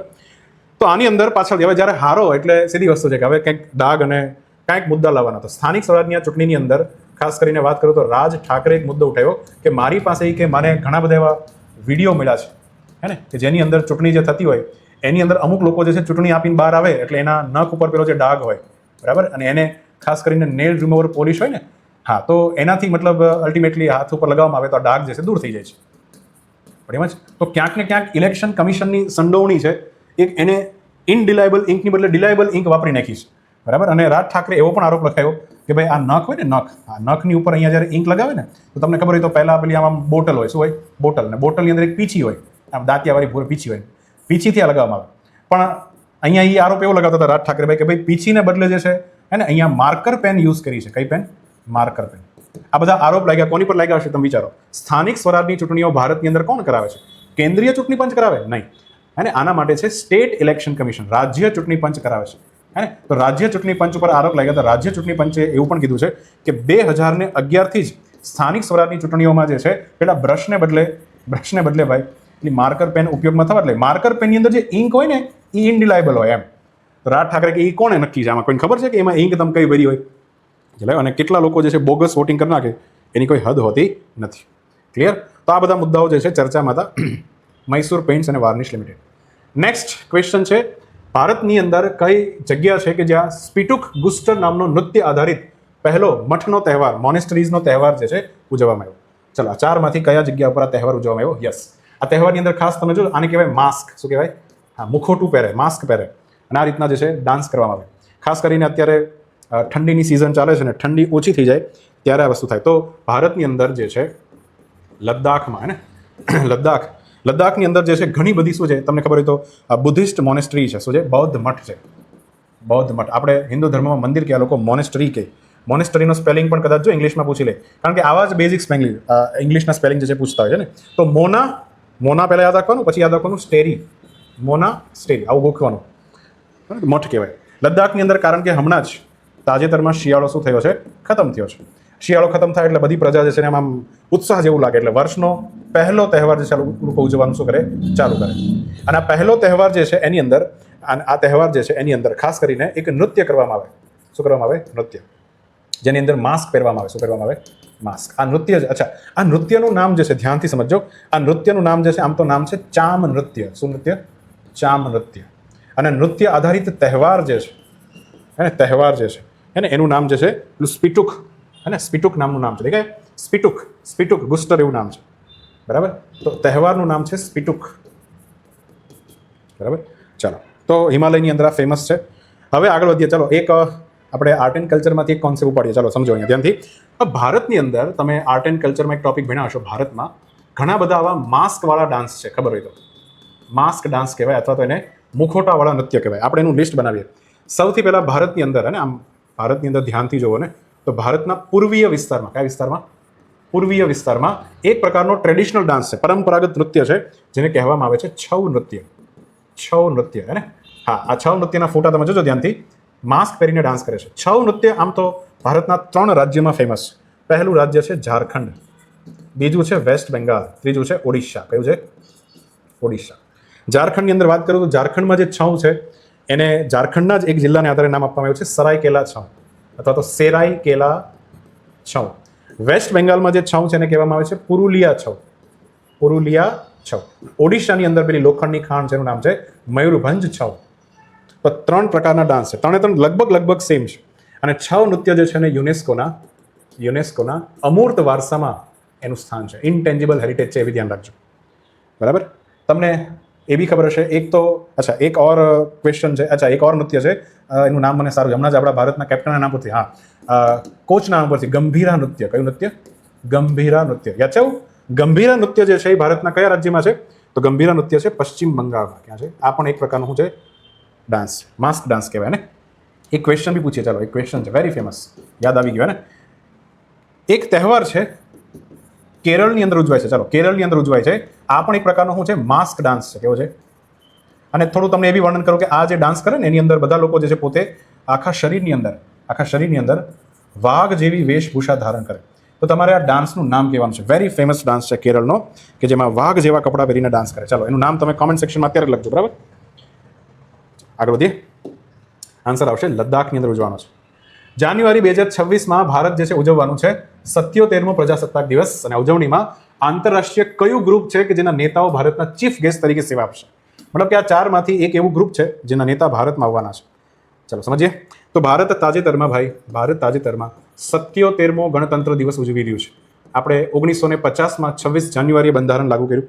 અને ગણતંત્ર દિવસનું મહત્વ ખૂબ વધારે છે, કારણ કે આ દિવસે ભારત જે છે એ સંપૂર્ણતઃ અંગ્રેજોની ચુંગાલમાંથી શું થયો? મુક્ત થયો. અંગ્રેજ સરકારના શાસનમાંથી. કારણ કે આ જ દિવસે, એટલે કે 26 જાન્યુઆરીએ ભારતમાંથી એક એક્ટ હતો, અને ગવર્મેન્ટ ઓફ ઇન્ડિયા એક્ટ 1935. આ કાનૂન જે છે ભારત ઉપર લાગતો શું થઈ ગયો? બંધ થઈ ગયો. બાકી બધા બી. એક હતો ઓર ભારતીય સ્વતંત્રતા અધિનિયમ. ભારત સ્વતંત્રતા અધિનિયમ, આ પણ અંગ્રેજોનો કાનૂન હતો.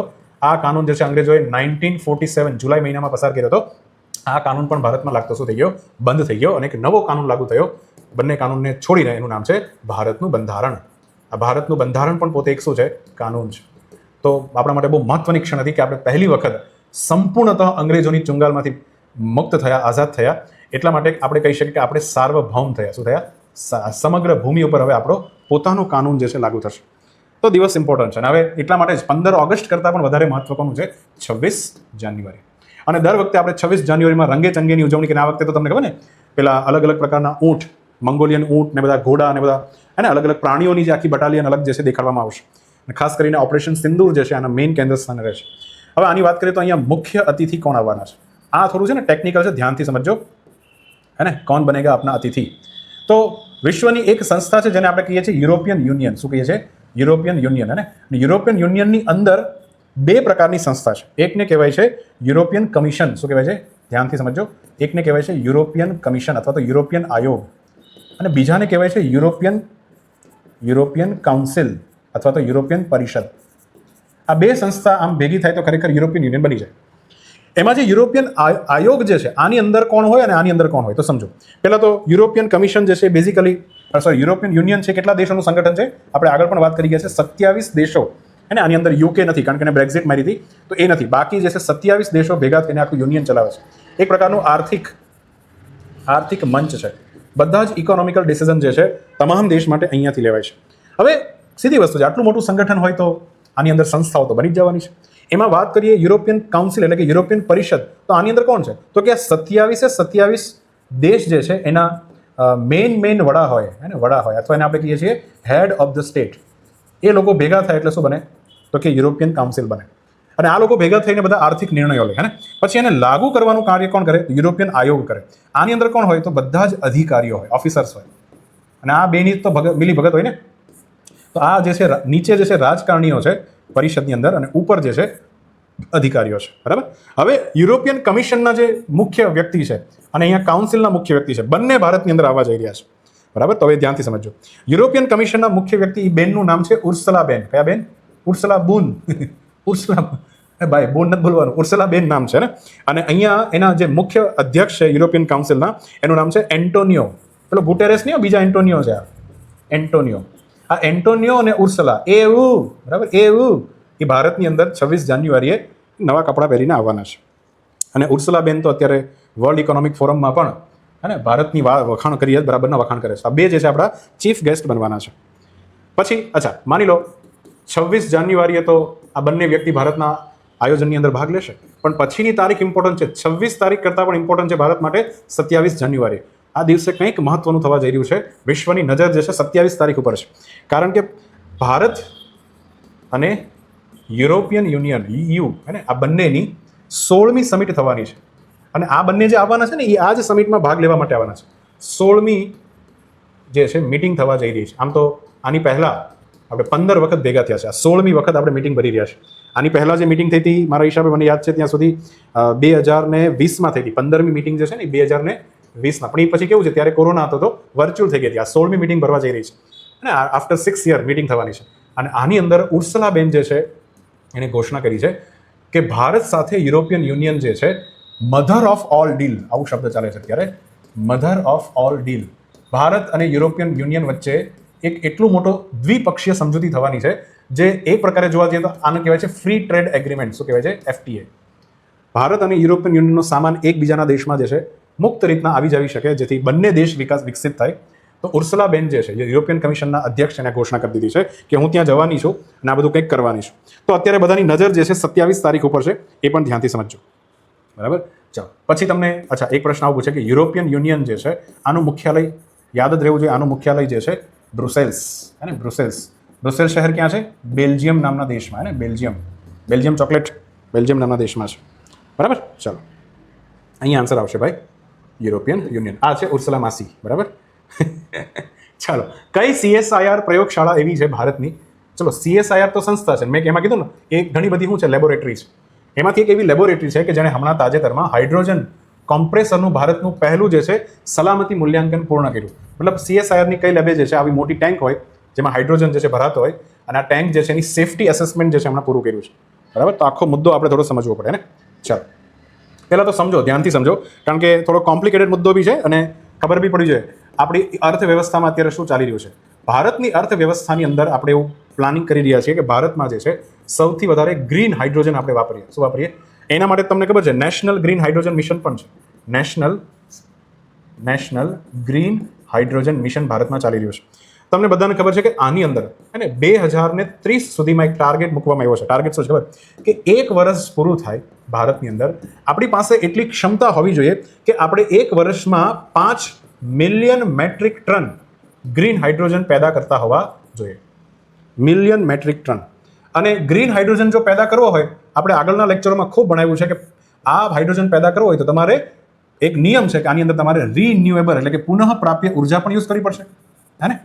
પુનઃપ્રાપ્ય ઉર્જાથી ઇલેક્ટ્રોલાઇસિસ પ્રોસેસથી અલ્ટિમેટલી શું બને છે? Green hydrogen. તો અહીંયા ટાર્ગેટ એવો પણ મૂકવામાં આવ્યો છે કે 125 ગીગાવોટ એનર્જી ડેડિકેટેડલી જે છે ગ્રીન હાઇડ્રોજન પેદા કરવામાં વપરાશે. આવો ટાર્ગેટ આપણે મૂક્યો છે. તો એટલું તો ખબર પડે કે ભારતમાં આગળનું જે સનરાઇઝ સેક્ટર કહીએ તો કયું છે? Green hydrogen. હવે હાઇડ્રોજનના ઉત્પાદનની અંદર હવે ધ્યાનથી સમજો. ઉત્પાદન તો આપણે કરીએ ચાલો, પણ એની અંદર જે છે સમસ્યાઓ ઘણી બધી છે. અને સમસ્યા ન હોય તો સીધી વસ્તુ જીવનમાં મજા ન આવે. ખાસ કરીને 2 સમસ્યાઓ તમારે ધ્યાનથી સમજવાની. એક સમસ્યા ગ્રીન હાઇડ્રોજનમાં એવી છે, એ સંગ્રહની સમસ્યા છે, સ્ટોરેજ. હે ને? સ્ટોરેજ કરવો ઇઝ વેરી ડિફિકલ્ટ. તમે જે બી આવી ટેન્ક હોય અને એની અંદર હાઇડ્રોજનને કમ્પ્રેસથી ભરવો પડે, દબાણથી એની અંદર આ હાઇડ્રોજન વાયુ ભરવો પડે. અને પ્રોબ્લેમ એ છે કે હાઈલી ફ્લેમેબલ છે, એટલે તરત સળગે એવો વાયુ છે, તરત સળગે, હાઈલી ફ્લેમેબલ છે. જો દબાણ એક લેવલ કરતાં વધ્યું તો અહીંયા જે છે જબરદસ્ત શું થાય? વિસ્ફોટ થાય. તો આ બહુ મોટો ખતરો છે. બીજો ખતરો ખબર એનાથી પણ મોટો શું છે? આનું ટ્રાન્સપોર્ટ કરવું, પરિવહન કરવું ઇઝ વેરી ડિફિકલ્ટ. પરિવહન કરવું એટલે શું કરવું? ટ્રાન્સપોર્ટ કરવું. આ ગાડી, પેલી મોટી મોટી લાંબી ગાડીઓ હોય અને એની અંદર 3-4 પૈડાવાળી ગાડી, એમાં આ મોટું પેલું હાઇડ્રોજનનું બંબુ જતું હોય, એમાં હાઇડ્રોજન પૂર્યો હોય. અને ભારતમાં ખબર ને, તમને ખબર ન હોય, ત્યાં જ બમ્પ આવે, એવડો મોટો બમ્પ આવ્યો ને આખો પંપ, મતલબ આખું જે કમ્પ્રેસર જો હલ્યું તો બેઝિકલી અહીંયા પણ શું થઈ શકે? વિસ્ફોટ થઈ શકે. તો મેઇન વાત એ છે કે આ ગ્રીન હાઇડ્રોજન છે એની સેફટી રાખવી ખૂબ જરૂરી છે. તો એટલા માટે ભારત જે છે ગ્રીન હાઇડ્રોજન માટે તૈયાર તો કરવાનું છે, પણ સેફટીનું બી ધ્યાન રાખવાનું ને. તો હવે ધ્યાન સમજો. ઉત્તર પ્રદેશની અંદર જગ્યા છે ગ્રેટર નોઈડા. કઈ જગ્યા છે? ગ્રેટર નોઈડા. અહીંયા ધ્યાન આપવું છે બધાનું. ગ્રેટર નોઈડા જે છે, અચ્છા, ઉત્તર પ્રદેશની અંદર ગ્રેટર નોઈડા. હવે અહીંયા શું થયું ખબર? આ લોકેશન છે, ચાલો આ લોકેશન છે. આ ગ્રેટર નોઈડાની અંદર આપણી એક સંસ્થા છે, એનું નામ છે એનટીપીસી. શું નામ છે? NTPC, national thermal power corporation. તમને કહો ને, ભારતની સરકારી સંસ્થા છે કે જે ઉર્જા ઉત્પાદન માટે છે. આ બંને પ્રકારની અને રિન્યુએબલ અને નોન રિન્યુએબલ એનર્જી જે છે એનું ઉત્પાદન ભારતમાં કોણ કરે છે? એનટીપીસી. એમાં સોલર આવી ગયું, વિન્ડ પાવર આવી ગયો, અને પછી કોલસા આધારિત પાવર પ્લાન્ટ, બધું જ એનટીપીસીના હવાલે હોય છે. તો હવે ધ્યાનથી સમજો. એનટીપીસી એ ગ્રેટર નોઈડાની અંદર યુપીમાં એક જગ્યા છે. આ જગ્યા ઉપર એણે એક પ્લાન્ટ બનાવ્યો છે. ગયા વર્ષથી આમ તો ઉદ્ઘાટન, મતલબ ખાતમુહૂર્ત થઈ ગયું હતું. આ પ્લાન્ટનું નામ છે નેત્રા પ્લાન્ટ. કયો પ્લાન્ટ? નેત્રા નામનો પ્લાન્ટ છે. ક્લિયર? આ નેત્રા નામનો પ્લાન્ટ જે છે એ શું છે? શેનો પ્લાન્ટ છે? અહીંયા ધ્યાન સમજો. દરેક શહેરની અંદર તમને ખબર હોય તો સુએજ વોટર ટ્રીટમેન્ટ પ્લાન્ટ હોય. ખબર? સુએજ વોટર ટ્રીટમેન્ટ પ્લાન્ટ, આવું નામ સાંભળ્યું છે? જેમાં આખા શહેરનું ગંદુ પાણી જે છે એ ભેગું થતું હોય, એનું શુદ્ધિકરણ થતું હોય. અચ્છા, શુદ્ધિકરણ થઈ જાય પછી જે કચરો હોય, કચરો વેસ્ટ, એનું શું કરવાનું? તો હવે આ કચરો જે છે એ નેત્રા પ્લાન્ટની અંદર ઇન્ટ્રોડ્યુસ થશે. કચરો ક્યાં જશે? નેત્રા પ્લાન્ટમાં. અને નેત્રા પ્લાન્ટની અંદર આ કચરાની અંદર પ્રોસેસિંગ થશે અને બેઝિકલી એક ગેસ આની અંદરથી બનાવવામાં આવશે, એક વાયુ. નામ આપવામાં આવ્યું છે સિન ગેસ. સિન્થેસિસ ગેસ કહેવાય. આ ગેસની અંદર બેઝિકલી આ કચરાની અંદર છે ને ઘણા બધા વાયુ હોય, એ છૂટા પડવાની વાત છે. કાર્બન ડાયોક્સાઇડ છે, પછી કાર્બન મોનોક્સાઇડ છે, અને આ જ કચરામાંથી નીકળશે એક ઓર વાયુ, હાઇડ્રોજન વાયુ. પછી આનાથી આ જે સીન ગેસ હોય એમાં ફિલ્ટરની પ્રોસેસ કરી બેઝિકલી હાઇડ્રોજન જે છે છૂટો પાડી દેવાનો. બરાબર? અને આ નેત્રા પ્લાન્ટ માટે બી તમને ખબર પડે રિન્યુએબલ એનર્જી પણ જોઈએ, તો એના માટે પણ અહીંયા અને વિન્ડ ટર્બાઇન ને સોલાર પાર્ક એ બધું બનાવવામાં આવશે. તો આ રીતના નેત્રા નામનો પ્લાન્ટ બનીને તૈયાર છે. અને આ પ્લાન્ટ જે છે એનું 26મી જાન્યુઆરીએ નરેન્દ્ર મોદી સાહેબ જે છે ઉદ્ઘાટન પણ કરવાના છે. આ વાત તો કન્ફર્મ છે. હવે અહીંયા ધ્યાનથી સમજો. આ જ પ્લાન્ટની બાજુમાં અહીંયા એક નાની જગ્યા છે, ધ્યાન સમજો, જગ્યા છે ત્યાં. આ જગ્યા ઉપર હમણાં તાજેતરમાં ભારતનું પ્રથમ એક સંસ્થા છે CSIR, અને એની એક લેબ છે, પ્રયોગશાળા. કારણ કે CSIR એટલે એમાં ઘણી બધી પ્રયોગશાળા છે. એમાંથી એક પ્રયોગશાળા છે જેનું નામ છે CIMFR.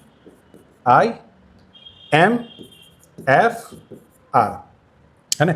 સી એટલે થાય સેન્ટ્રલ, હે ને? I એટલે થાય ઇન્સ્ટિટ્યૂટ. ફોર એમ અને એફ સમજો. એમ અને એફ શું છે? એમ એટલે થાય માઇનિંગ, માઇનિંગ, અને એફ એટલે થાય ફ્યુલ. હવે તમને એ તો ખબર છે ને, હાઇડ્રોજન એક શું છે? ફ્યુલ છે. અને આર એટલે શું થાય? રિસર્ચ. Yes, research. તો CSIR ની લેબ, એનું નામ છે CIMFR. હવે આ લેબોરેટરીના જે સંશોધકો હોય, જે એના વૈજ્ઞાનિકો હોય, આમ તો પહેલાં જો તો આનું હેડક્વાર્ટર ક્યાં છે ખબર? આ લેબોરેટરી પાછી ક્યાં આવેલી છે? કે જ્યાં સૌથી વધારે માઇનિંગની એક્ટિવિટી થાય એ છે ઝારખંડનું ધનબાદ. ક્યાં છે? ઝારખંડનું ધનબાદ. ત્યાં જે છે આનું હેડક્વાર્ટર છે. હવે આ લેબોરેટરીના વૈજ્ઞાનિકોએ હમણાં જ તાજેતરમાં આ જે નેત્રા પ્લાન્ટ છે ને, નેત્રા પ્લાન્ટ જે ક્યાં છે પાછો? ગ્રેટર નોઈડામાં છે. આ નેત્રા પ્લાન્ટમાં જઈ અને પેલા હાઇડ્રોજનના જે ટેન્કર હોય ને, એનું સલામતી મૂલ્યાંકન કર્યું છે. પહેલી વખત ભારતમાં આવું મૂલ્યાંકન પ્રોસેસ થઈ, જેથી આ હાઇડ્રોજનનું ટેન્કર ફાટે નહીં. તો આ જગ્યા ઉપર તમે અહીંયા ધ્યાનથી સમજો, અહીંયા સેફ્ટી એસેસમેન્ટ થયું છે. કર્યું છે કોણે? આ લેબોરેટરીએ કર્યું છે. લેબોરેટરી મૂળ ક્યાંની છે? ઝારખંડ ધનબાદની છે. ખબર પડી? થોડી આઈડિયા આવે છે? થોડું હું તમને જેટલું બને એટલું સિમ્પ્લિફાઈડ લેંગ્વેજમાં સમજાવવા માંગુ છું. તો અહીંયા આન્સર આવશે, હે ને? Central institute for mining and fundamental research, CSIR એ હાઇડ્રોજનનું પહેલું કમ્પ્રેસરવાળું પ્લાન્ટ હોય એનું શું કર્યું છે? મૂલ્યાંકન કર્યું છે. ચલો, તો ક્લિયર થશે. તો અહીંયા આપણો સેશન જે છે આપણે શું કરીએ છીએ? સમાપ્ત કરીએ છીએ. આજે થોડા નવા એંગલથી ભણાવ્યું છે. જેટલા પણ વિદ્યાર્થીઓ વિડીયો જોયો હોય, કહેજો ભાઈ, આ મજા આવે તો મને આન્સર આપજો, નહીં તો આપણી જૂની ટેકનિક તો છે જ. સમરી જોઈએ ફટાફટ. ચાઇનાની અંદર જે છે બુઢ્ઢા થવાની શરૂઆત થઈ ગઈ છે. કયો પ્રોટોકોલ? તો પાલેર્મો ઇટલીનું પ્રોટોકોલ, જે બાળ તસ્કરીને અટકાવે છે. ઇલૈયા રાજા છે ને બેઝિકલી પદ્મપાણી પુરસ્કાર આપ્યો છે. પછી કોપેપોડ પ્રજાતિ હમણાં લક્ષદ્વીપના કરવત્તી ટાપુ પાસે મળી છે. ગુલેન બેરે સિન્ડ્રોમ, હા, મધ્યપ્રદેશ નિમુચ નામના જિલ્લામાં જોવા મળ્યો. મુંબઈની અંદર જે છે, સમગ્ર મુંબઈમાં ફેબ્રુઆરી મહિનામાં જળવાયુ સંમેલનની પરિષદો થવાની છે. મધ્ય એશિયામાંથી વહેતી ફિંકે નદી. અચ્છા, ડાર્લિંગ નદી પણ ઓસ્ટ્રેલિયામાં જ છે, યાદ રાખજો. ડાર્લિંગ પણ ક્યાં છે? આ બી એક્ઝામમાં GPSC પ્રશ્ન પૂછી લીધો છે, ડાર્લિંગ નદી. કયા ભારતીય ફૂલ સ્ટેક સોવેરિયન પ્લાન્ટ જે છે, તો એ તમિલનાડુના મુખ્યમંત્રીએ આવું સર્વમ એ સાથે કામ કર્યું છે. પછી ગૃહલક્ષ્મી ડિજિટલ માર્કેટિંગ જે છે, કર્ણાટકની અંદર ચાલુ થયું છે. સેન્ટ્રલ વિજિલન્સ કમિશનના અધ્યક્ષ બન્યા છે પ્રવીણ વશિષ્ઠ બન્યા છે. ભારતીય ચૂંટણીમાં ઉપયોગમાં લેવાતી ઇંક ક્યાં બને છે? મૈસૂર. હે? પછી સ્પિટુગુસ્ટર લદ્દાખની અંદરનો ફેસ્ટિવલ છે. જાન્યુઆરી 2026ની અંદર EUના એટલે કે યુરોપિયન યુનિયનના 2 નેતાઓ જે છે ભારતમાં ડીલ કરવા આવવાના છે. અને હાઇડ્રોજન કમ્પ્રેસરનું જે છે રિસર્ચ અને એનું એસેસમેન્ટ પ્લાન કર્યું છે CIMFR એ. ક્યાં કર્યું છે? ગ્રેટર નોઈડામાં કર્યું છે, જ્યાં નેત્રા પ્લાન્ટ છે. બરાબર? ઓકે, તો અહીંયા જે છે આપણો સેશન એન્ડ થાય છે. સો જેટલા પણ વિદ્યાર્થીઓએ આ સેશન લાઈવ જોયો હોય, પ્લીઝ લાઈવ વિડીયો જોતી વખતે જે પ્રશ્નો પૂછવામાં આવ્યા છે એની કોમેન્ટ કરજો. PDF તમને આખી જ હે ને આપણી એપ્લિકેશન પર સમયાંતરે મળી જશે. ક્લિયર? ચાલો, તો અહીંયા રાખીએ છીએ આપણા સેશનને. જય જય ગરવી ગુજરાત.